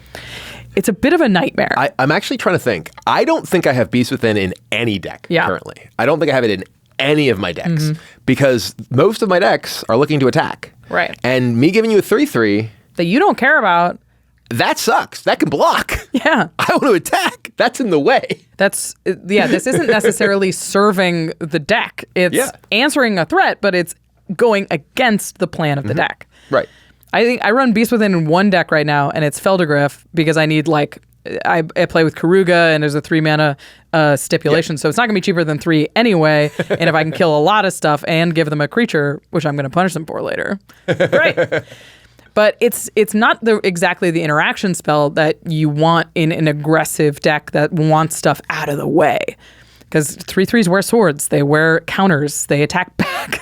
There's a lot of downsides to giving your opponent a creature that can block your game plan. Another thing I wanted to mention that's kind of incidental is I don't know necessarily if you do this, but if you want your deck to be able to deal with creatures a little bit more, something like a Liquid Metal Torque is a great option for green decks that have a lot of interaction with artifacts in general. So like you run it in Kibo because there's obvious synergies there, but even if you're running like just a green-red deck where you're like, I'm not going to be able to kill most big creatures, this will turn, my naturalizes into creature removal. Maybe you do that if 2 mana artifacts aren't like directly against your plan. Gives you a little bit of incidental extra interaction. And that's the sort of thing that can give you, the ability to deal with problematic things that don't necessarily come up a lot in those instances where they do. Yeah. Right? Like without dedicating a lot to those specific things. And that can be like really, really nice to sort of have. And it's also just a mana rock, right? Yeah. Like it has giving a floor. you, right. It's giving you like, because one of the problems with a lot of sort of removal effects in proactive decks is when you have a draw that's a bunch of reactive cards, and you're like, my deck is, it doesn't necessarily go huge. It's like trying to play like a like aggressive to mid range type of game, and if I don't get a good start, like I'm just going to be way behind everyone else who's doing more powerful things or has better ways to react to my things if they get more time. Yeah, for sure. The next category is related. It's board wipes. Green has none. Yeah, basically. It has. Everybody always goes, it has Azuri's Predation, and you're like, yeah. I don't know if that's like a board wipe. It's like it's more of a synergy piece that incidentally kills other things, like Apex Altosaur. Good against those Scoot Swarms. It's gay. If a card can kill Scoot Swarms, it goes up in my book. The more answers I have to Scoot Swarm, the better. Or like an Apex Altosaur is sort of the closest thing I can think of. It comes in, it fights one thing. When it takes damage, it can fight another thing, and it can keep fighting until it either dies or you stop. So like it has ways to kill a lot of creatures. But there's no ways to like clear the board in mono green unless you're leaning on colorless effects like Ugin the Spirit Dragon or like Nevinyrral's Disc, I guess. We're digging deep. We're digging real deep. That would be wild. Like, in your mono green decks, do you run board wipes at all? No. Yeah. Well, my Baru deck is the one that's inspired by my first ever deck. Right. That was just Landware Elves, Wild Growths, Forest, and Crawlworms. And that's it, yeah. And it only has mana creatures, mana enchantments, and worms and forests. It doesn't have any interaction at all, which is very green. That's fun. But like the Moe deck, like it has just fight effects basically for removal. Like I'm trying to think if it even has like really that much in the way of like artifact enchant removal. Like I feel like a lot of people really get into the mindset of I need to have answers to everything, and the reality is you don't. I gotta have 2 board wipes. I gotta have 7 pieces of removal. Yeah, there's this kind of like formulaic mentality, and I think that can be a good guideline, but I think that for lots of decks, like you'd rather do your own thing better than be able to react to your opponent's things, especially because you have 3 opponents, right? Like you can't have answers to all of them all the time, right? Yeah. Control is not a great strategy in Commander because going 1 for 1 against one player and 0 for 1 against 2 other players is not a good strategy. And if your deck is just full of wraths, no one wants to play with you. Nobody wants to play that. That's brutal.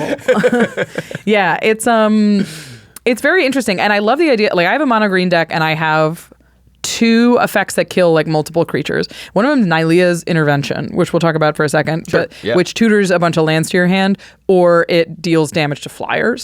Because it's a mono green deck, it does struggle against flyers. And I guess we might as well move on to this next section, which is flyers. Green will die to flyers a lot of the time. It has some reach, but not Nylea. But not yet. But for some reason, okay, this is a serious pet peeve of mine. Yeah. So Nylea is a god. Yes. Who in her art is towering over the trees. Peers over the horizon. With a bow pointed at the sky. Can't block a bird. She does not have reach. Can't block a bird, though.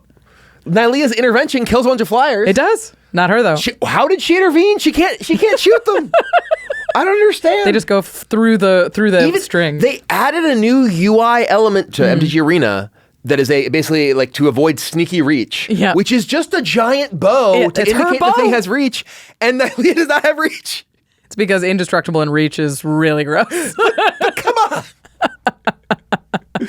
She should at least be shorter than. She's the only. Point her bow to the ground. Yeah, she's the tiniest god. Nylea is just human size. I don't know, and her bow doesn't work. It's for show. It's an interesting problem because it could be that thing that you're just like flyers are. I mean, you could just be like, I die to flyers, and if somebody has enough flyers, that'll happen. I like having Nylea's Intervention. It has that modality where most of the time I'm using it to tutor for lands, but sometimes I can pick off a board full of spirits or thopters or something like that.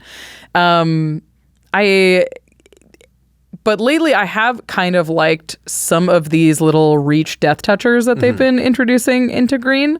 The newest one is Tower Winder, which I think is an awesome card. So this is like a 2-mana worm. It comes in, it has reach, it has death touch, and it searches for a command tower. And then it just sits there and says, back off. Drew you the land, which you need for your fixing anyway. I'm not going to run it in mono green probably, but if I'm in Gruul or something like that, finds me a great land and then is a little ghostly prison that is really annoying to remove.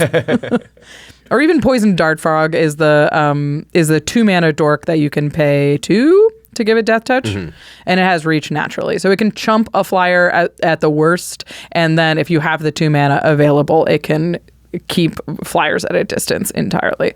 Having a little bit of rattlesnakes is nice, but I feel like I'm not going to run these unless I feel like I can get away with running 2 mana dorks or 2 mana land effects in some way. So have some utility.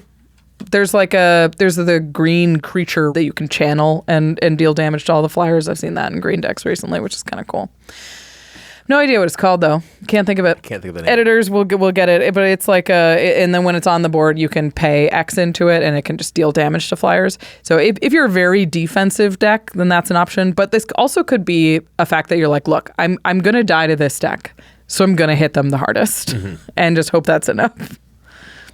The next category is instant speed stuff. Green tends to be very sorcery speed. Commit to board, hope board, survive. There are ways to play around it. Like there's spells that give your green creatures flash. Do you think there's a lot of value to that as a green player, being able to play those at instant speed? Somewhat.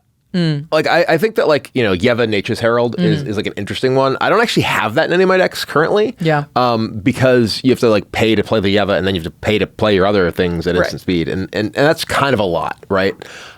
So I'd rather than that have things like heroic intervention to protect my stuff once I've actually played it. But yeah, it is. We talked a bit before about how green is very much about I am very obviously building stuff up, right? Like green's advantage is largely manifested on the board, whether it's I'm getting a bunch of extra lands, I'm playing a bunch of creatures, I'm making my creatures big.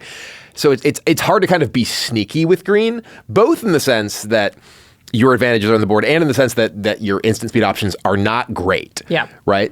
So I do think that that's probably the biggest kind of, even not necessarily in terms of the stuff you do disadvantage of green. It's not that you can't do these things. It's that people always know when you're doing your powerful thing. And for those of you who watch Commander at Home, you probably see oh, Brian's the threat. And it's not necessarily just that my decks are particularly powerful or anything like that. I don't think I tend to bring decks that are significantly more powerful than the table or anything on a regular basis. But they are always decks that are obvious when they're doing their thing that they're powerful. Yeah. And that I think is kind of fundamental to the green experience. That it is hard to hide when you are the threat. When you're the crater hoof in the trees. Exactly, right? There's, blue decks, their power is in their hand. Yeah, it is a lot less obvious when a blue deck is getting to the point in the game where, okay, they're scary now. It's well, they just drew a bunch of cards. It's well, they're all in their hand. Right. The cards that I drew, they're on the board.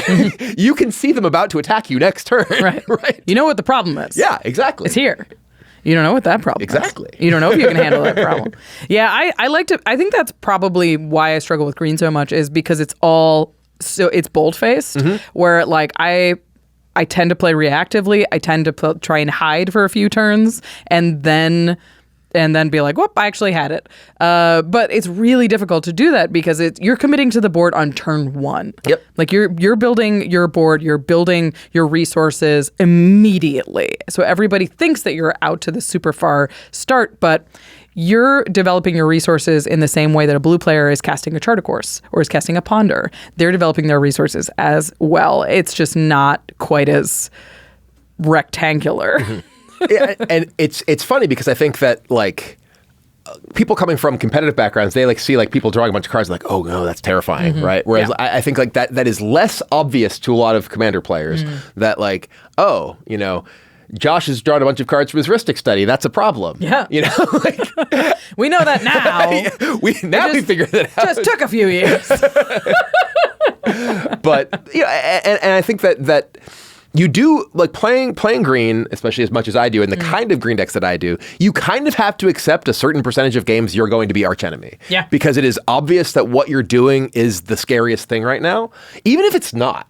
Right? There's a lot of again, Commander Home viewers will probably see like the games where Olivia's like, you got to get Brian, he's doing this. I'm like, you're doing this other thing, which is equally, if not more powerful. It's just less obvious to everyone else. But I also know you're going to be. I know. Playing with your partner is so hard. Oh, yeah. Because AD does the same thing. He's like, she's going to win next turn. I can tell right now. And you're like, no, I'm not. I am. I'm going to win next turn. I think the most powerful thing about being able to cast your creatures at flash speed is that they kind of give your creatures haste. Yeah. A little they give your creatures haste. And because that's another thing that green is not very good at. It has some ways to come out swinging, and some creatures naturally have haste. But it's not it doesn't do what red do. Like Concordant Crossroads gives everyone haste. That's the sort of card that someone plays in turn 1, you're like, oh, it's going to be that kind of game. On turn 1? I haven't seen a Concordant Crossroads on turn 1 in years. I did one like a couple weeks ago. Like, I have mana dorks. I want them to be fast. Concordant Crossroads gives everybody haste, which obviously is great when you're the aggressor. Yeah. You can use it a lot more effectively. Concordant Crossroads, I found, tends to be like a one-turn kind of effect, where you're like, I have the big board, like I cast a big Genesis wave, and now I cast my Concordant Crossroads, and I will attack you.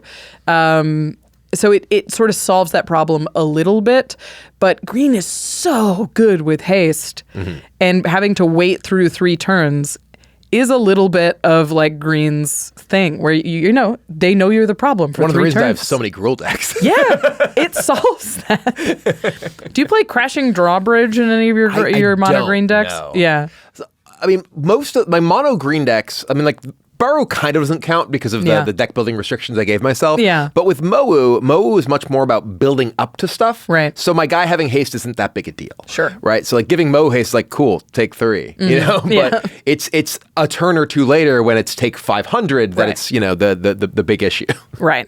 It's an interesting thing because haste is so powerful in green, and that's what makes Gruul so fast and explosive. But being able to I think that like green's version of haste is kind of putting out a bunch of little things and that aren't necessarily scary, and then casting an overrun. So that taking a board that doesn't look lethal and transitioning it to be like, now there's a problem. It's interesting because I think Crater Hoof Behemoth obviously is like kind of the classic example of that. And I actually try to I think I have Crater Hoof in 1 deck right now, which is my Rorikthar deck. Yeah. I like to try and have more sort of diverse ways that I win games across my decks, so I don't really play Crater Hoof in a lot of other decks. Which also means that my decks are more obviously threatening because they're not just a bunch of little dudes. Right. Yeah. When you have, and that's kind of the sort of dichotomy there of like, well, all I have are these little creatures. It's like Crater Hoof kill everyone. Yeah. Like that's again one of the reasons that like the big buff effects, whether they're Crater Hoof or Overwhelming Stampede or Triumph of the Hordes, that those are effective at kind of playing the political game of Commander in addition to like the on-board game of Commander. Right. So it's difficult. I mean, you have to. One of those is trying to not be the threat until they are, and one of them is like understanding that you're the threat and managing and just saying deal with it, and and just figuring out how to not die to that, and how to protect your board from when people try and interact with it. And part of it is also just emotionally accepting. And emotionally accepting is a big part. And I think that like it's kind of a joke and kind of not, because I think that a lot of people they just get annoyed when like they do stuff and people are like, oh, that's scary, I'm going to kill it, so they stop doing that stuff. And it's like, okay, but like if you are fine with that, if you just recognize, yes, if I do powerful things, people will use their removal to stop me from doing powerful things. I'm going to do another then you powerful can just do thing. another powerful thing. Exactly. You got another removal spell? Yes. Okay. Another. Yeah. I mean, being able to diversify your threats, being able to attack people on multiple axes and have multiple threats is the benefit of playing threatening creatures early rather than playing like all of these dorks and then casting one thing. You can be like, if you didn't Like you may have answered this, but I still have this. Yeah. And you're still getting pressure on another axis. And I will say, kind of going back to, when we're talking about like what ramp you play kind of thing, the decks that like land ramp are a lot better at just continuously presenting individual large threats because when their board gets swept, they don't lose their mana. Right. Yeah. And that's kind of it. I mean, those are the things that green like really, really struggles with. But I think the difference between what green struggles with and for example, what white struggles with is white sort of has ways to do things it struggles with poorly. The stuff that green can't do, it cannot do. It cannot remove creatures very well. And white's like, I can kind of limp along on this ramp, or this card draw is actually very good now. But it's like, I think part of having holes in the green strategy is just being like, yeah, they might get through there and we'll play another one. Or, knowing who the problem is going to be at the table, anticipating that you're not going to be able to interact with that very well, like an Enchantress deck or, a big mana black deck that is going to go into an Exsanguinate or something like that, and just applying the pressure as early as you can, because that's usually not when they're ready to fight on that axis. Cool. So the next thing we're going to do, we've talked a lot about mono green. We want to talk about what happens when you combine green with other colors, because that is usually how we play Commander. I don't know. I'm colorblind. Are you? Yes. I'm actually red-green colorblind, which also explains all the girl decks. It's all green to me. My dad is colorblind as well. And I have a memory of going through a crayon box, and he was trying to find a green crayon, and he kept pulling out brown crayons. And he was like, is this green? I'm like, that is not green. That is brown. Is this green? It's like, read the crayon. So they didn't find out that I was colorblind until I was like 2, and I was like in, kindergarten, preschool, whatever. Yeah. Definitely not kindergarten yet. But I could read at a very young age. Sure. And apparently no one thought it was weird that there was like a small child asking, would you please pass the magenta? Because I was just reading the crayon. Yeah. I couldn't tell colors they were. I gave my dad flashcards for Christmas when I was really young, because I just thought he just didn't know them. It's like he hasn't taken the time to learn. Yeah. I'll make him flashcards. Teach him what yellow is. So green has things that it's good at and things that it's bad at. We spent a lot of time talking about just those green things. But so we talked a lot about mono green. I want to talk about green as a support color, specifically just in a 2-color type of deck. Because that's definitely when you start shoring up those weaknesses with the other colors. So you can use red to add haste, to add evasion, like flying or something like that. Red is really good at that. If you add blue, you add just easy card advantage, or even like stack interaction to protect your board. Maybe I don't know if you lose heroic intervention, but maybe you lose some of the Tamiyo safekeepings and those kind of things for negates. I play a lot of Stubborn Denial and Swan Song to protect my green creatures. Those are some favorites. Super efficient interaction, and they're great defensive You should spells. probably be playing more Stubborn Denial in your creature deck. Absolutely. It's so good. Stubborn Denial is So busted. good. It was the kind of card I started seeing when I played Timeless, and I was like, why isn't this in like a lot of decks? White is good for adding removal, but also for board wipes. So that gives you all of your creature interaction stuff. You got to stop giving people 3/3 ape tokens to block with and start giving them a single land, I guess. And then I think black gives you resilience, gives you graveyard synergies and a lot more card selection, because you can start taking advantage of your graveyard recursion and black self-mill and really powerful reanimation. I think an important thing to talk about here is to not fall back on green staples when you have another color that can do it better. Like if you're playing Gruul, do you play Concordant Crossroads? Oh, no. Yeah. You got Rhythm of the Wild. Yeah, red's so much better at it. Hammer of Perforos. Yeah, like you start seeing other colors that, like, you could play this. The Naya Samet is so much utility, and it's doing it well because it's something that the color is designed to do.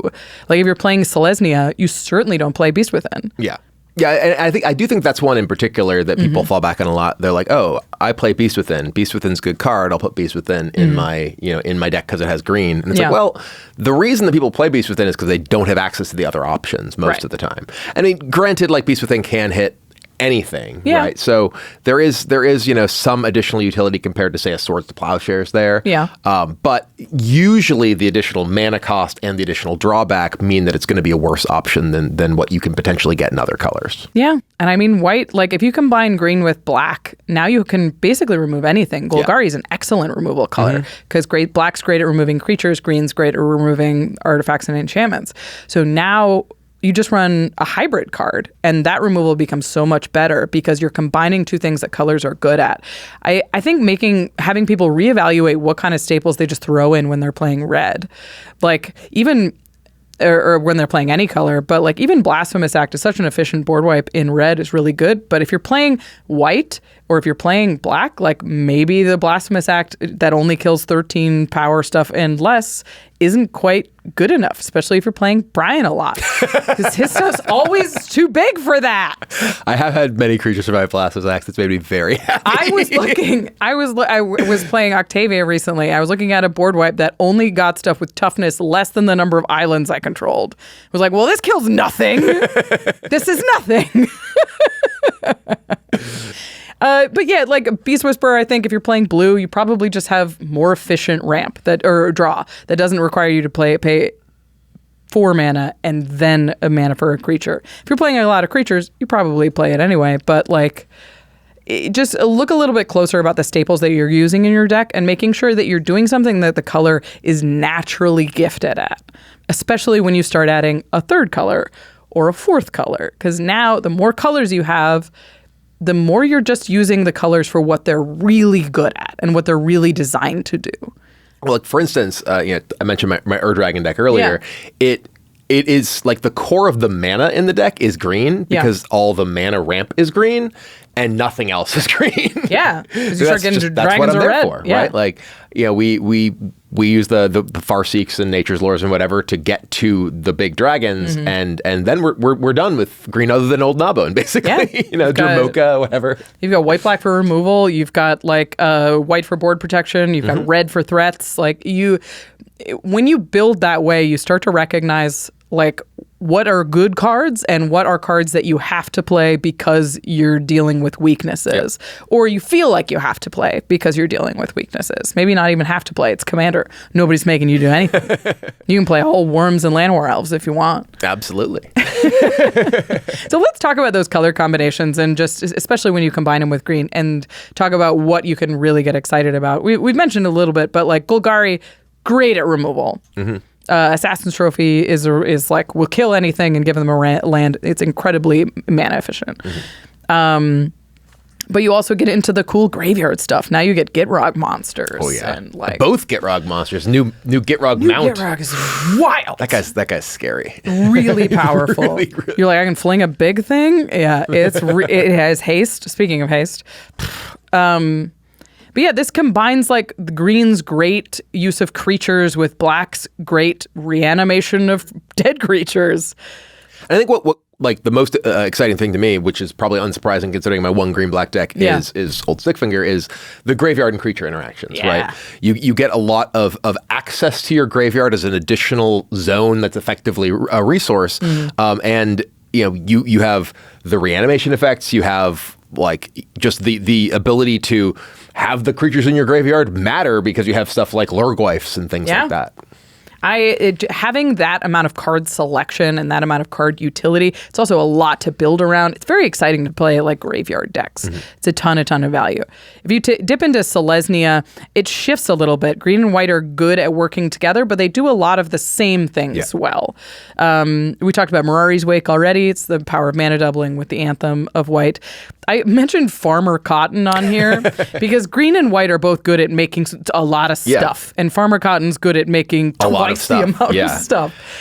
So that's what I think of when I think of green and white. It's like super protection of your board, really committed to what's happening. So the one green-white deck that I have that I actively play is my Samwise deck. Yeah. Which it makes a ton of stuff, and it's incredibly hard to get rid of my stuff. Resilient. Because like Samwise itself is like a recursion engine for all of your threats. So you're just like, okay, I'll make a food. You killed these things. Okay, I'll sacrifice my food. I'll get my things back. It's like, oh, you killed my, you wrapped my board. It's like, okay, well, I'll play Samwise, sacrifice some food, get back my Farmer Cotton, and now it's all back. Have all the foods that I just sacked. We're feeling good. Yeah. It's so resilient. It's good at protecting itself. It's good at fighting through board wipes. It probably plays more board wipes because it's just like, I can regenerate. That's what I like about white is the resilience, and it's like you can come for me, but I've got plans for that. The Simic is sort of cartoonishly similar. They're like, it's lands, but it's about converting the card advantage of blue into the value and the mana sinks of green. I like, and the mana producing. So everything you can make with green, all of the mana, and then turning that mana into cards, into more things. It's very snowball-y, I think. Yeah. The Simic deck that I've played the most these days is probably my Azuri deck, which is like a proliferate deck. Yeah. And, lo and behold, +1/+1 counters. I actually very specifically didn't want it to just be +1/+1 counters, because I'm like, I have Mowu for that. Right, yeah. But it's like, being able to proliferate and all sorts of things. The counter manipulation and doubling that exists within green with the like counter effects as well as the proliferate effects that exist within blue really overlap very well as well. If you don't want to just be in the Simic value engine with no real win con ramp strategy, you can do stuff like that as well. Yeah, my Simic deck right now is Hawkball, which is Merfolk based, but it's also like turns a ton of card advantage into a ton of land advantage, which in its way sort of protects my silly strategy of Merfolk, but converts it into the bigness of green. So it's like the small sort of tricksiness of blue with green's just over the topness is the other side of that, I think. And stubborn denial. and stubborn denial. And your favorite, Gruul. Yeah. This is your Rhythm of the Wilds. This is Xenagos. This is haste. This is fast. We were dead before you knew it. It also does sort of punishy things like Cindervines and Rurikthar. But I think the most powerful combination is the threats of green and the haste of red. Yeah, for sure. I mean, the Rhythm of the Wild is in, I think, all of my Gruul decks. Which is all of your decks? No, which is like 20% of my decks. It's definitely the most common color combination that I have built. Yeah. And I find it interesting because there's, there are so many different ways that you can just overlap. Like, like I said, Olivia will frequently say, oh, you're just building the same deck again. Because it's like, I just have, green mana ramp of some kind. And it's like, well, no, because all of these, they take this core of stuff, and some of them don't even necessarily play that core of stuff, but they do a vastly different thing with it, right? Like Samut versus Agatha versus Kibo, those all like play so differently despite being green red creature decks. Yeah. It's they have a lot of similar aspects, but you could be prioritizing haste, you could be prioritizing trample, you could be leaning into dinosaurs. You could be prioritizing apes. Yeah, apes. Activated abilities. Yeah. Agatha's so cool. Agatha, yeah, it's so fun. Yeah, when you start to combine colors and when you start to add more colors to that, the dynamics change slightly each time, but you have to recognize what that color's role is in there, right? The strengths of blue is card advantage. So what does green add to card advantage that makes both of those super powerful? And we're used to seeing a commander and building around a commander, but I think recognizing that the color pie is a huge part of commander deck building as well will make you a better deck builder long term. And then anytime you look at a commander, you know exactly how to build it.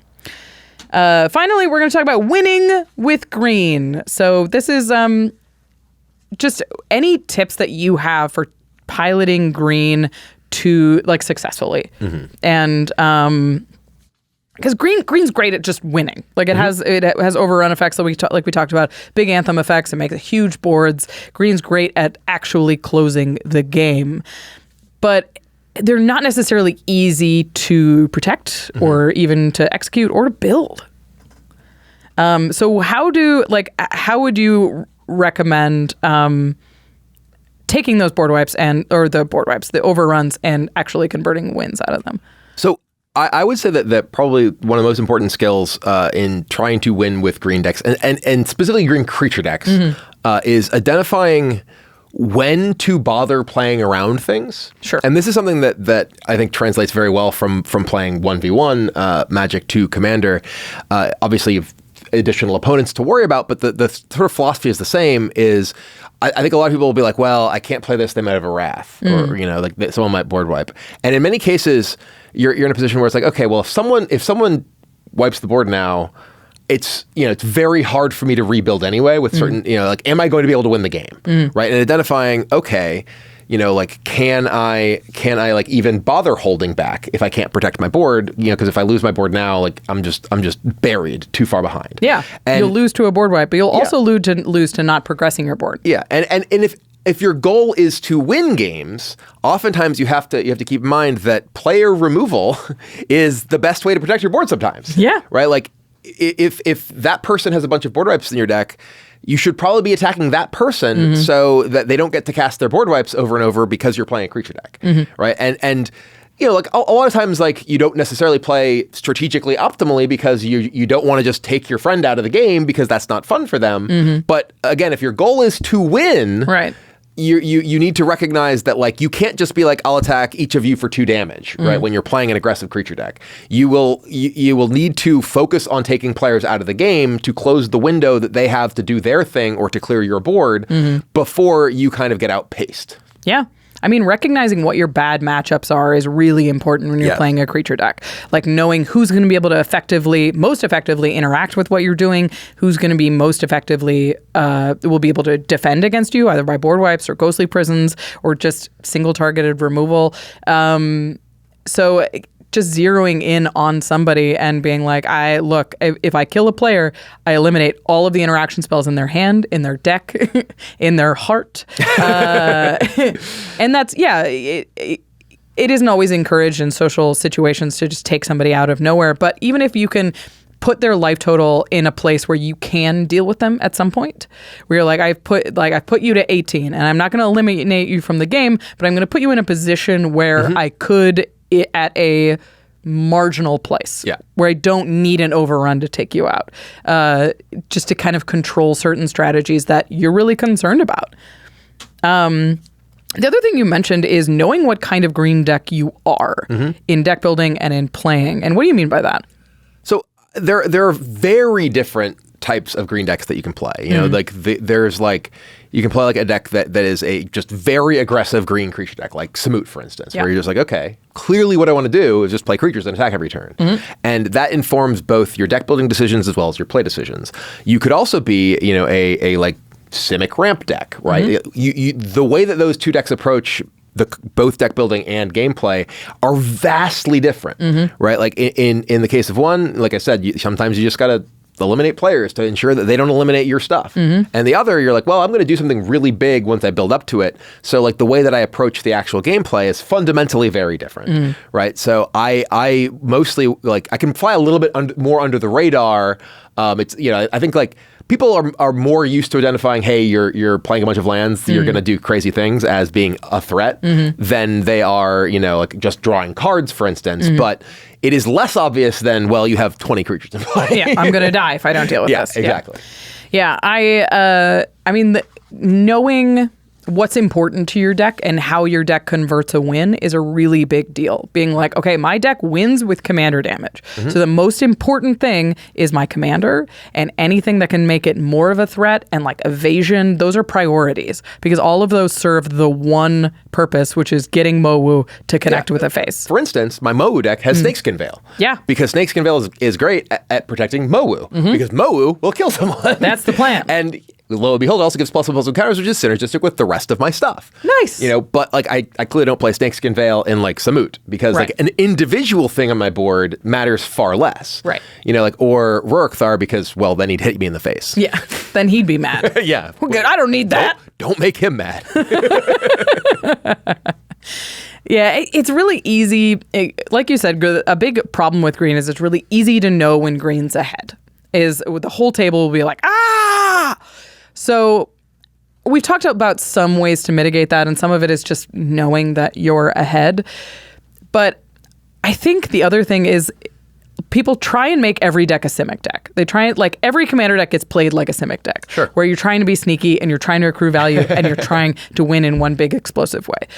But I think if you're playing green, if you're playing Gruul, and your deck just isn't inherently sneaky, don't be sneaky. Yeah.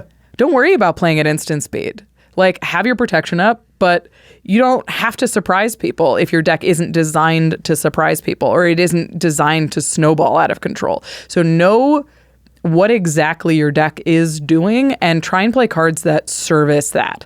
Like 5 mana instants aren't very valuable in green. Like they can be, but you're like, when am I going to have 5 mana up? I need to cast my 4 mana creature. Yeah. But like maybe a 5 mana sorcery that's incredibly powerful in your deck doesn't have that same downside as a sorcery in a blue deck, which really wants to move at instant speed. Yeah. So understanding what your priorities are and where your synergy is, prioritizing, like knowing if you're a creature deck, you need creatures. If you're a lands deck, you need cards, but also lands. More lands. Is a huge part of actually winning Commander games, is just knowing how you win and building toward that. Before we go, I want to talk about like the green's sort of the boogeyman of Commander right now, which is sort of a casual Commander. Of course, it's not really in CEDH at all, but except for you Kinnan players, I see you.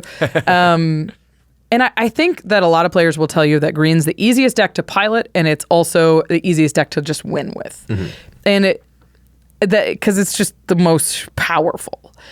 Do you think that's true in Commander just generally, I guess? I mean, you sort of already had the caveat of like not at the highest power levels. Right, like the higher the power level gets, I think the weaker green is. Right. Because green is bad at dealing with like stack interaction, and that's where, as you get the higher power levels, that's where a lot of things happen, right? Mm-hmm. Like the number of games where I've sat there with my green deck and someone is like, infinite comboed off with something, or just really big comboed off with something. Yeah. I'm like, yep, can't do anything about that. That's y'all's problem. It's like, okay, yep, I'm dead. And that happens a lot when you're playing a deck that is largely like on the board and in your face, as opposed to setting up and having all these fiddly bits and counter magic and whatnot.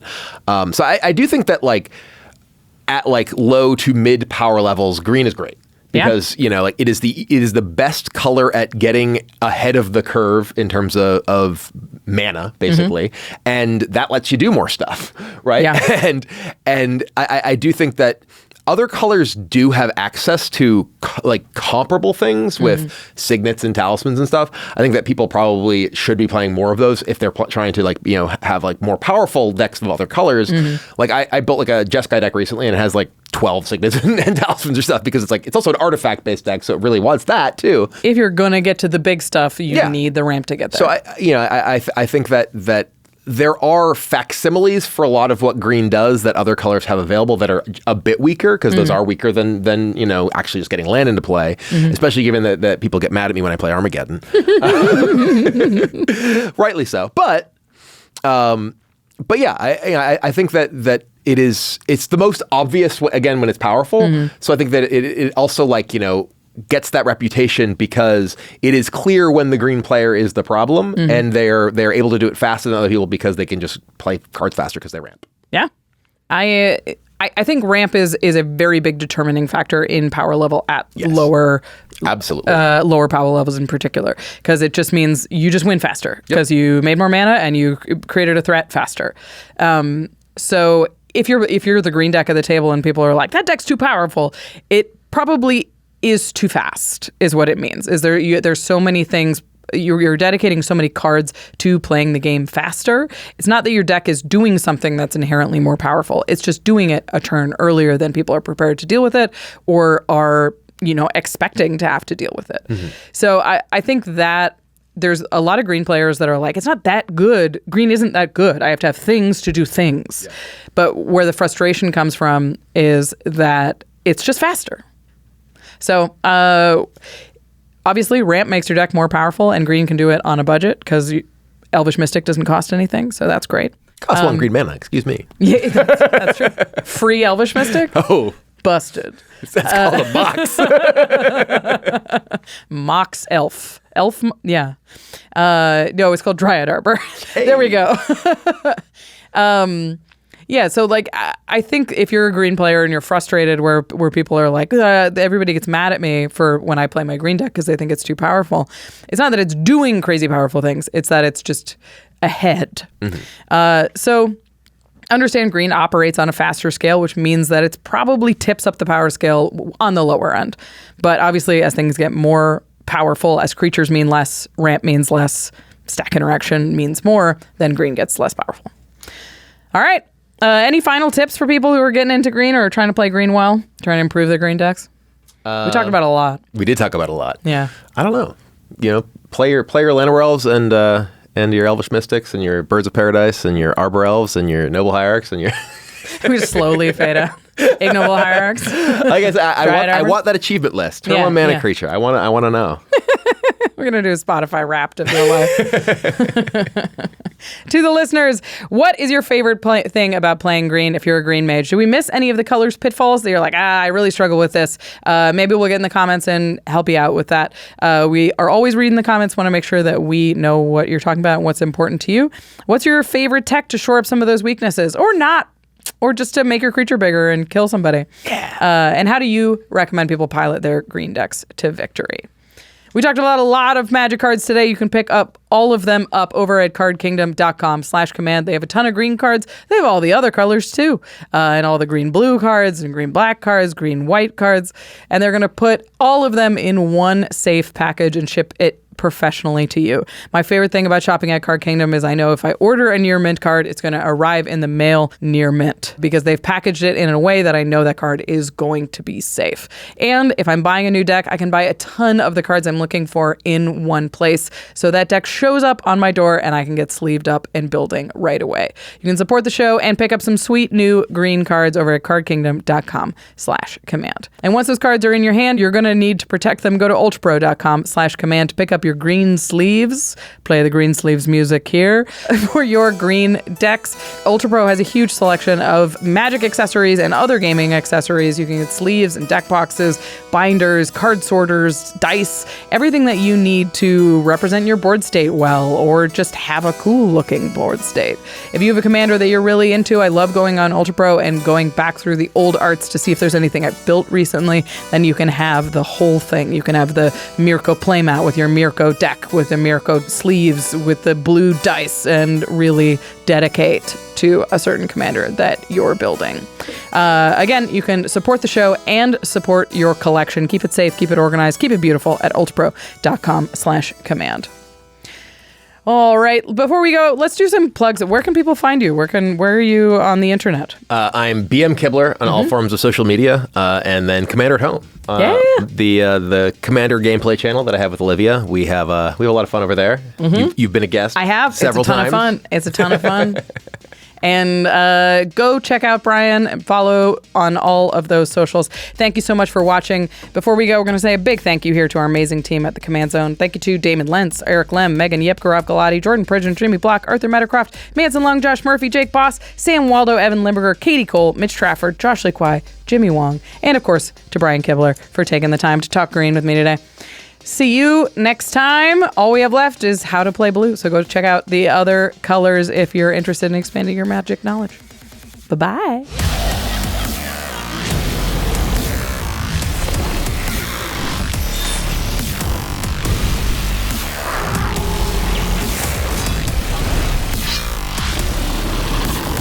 Thank you for your attention. For further inquiries, send an email to commandcast@rocketjump.com or ask us on Twitter @JFWong and @JoshLeeQuai. See you later, alligator. Greetings, humans.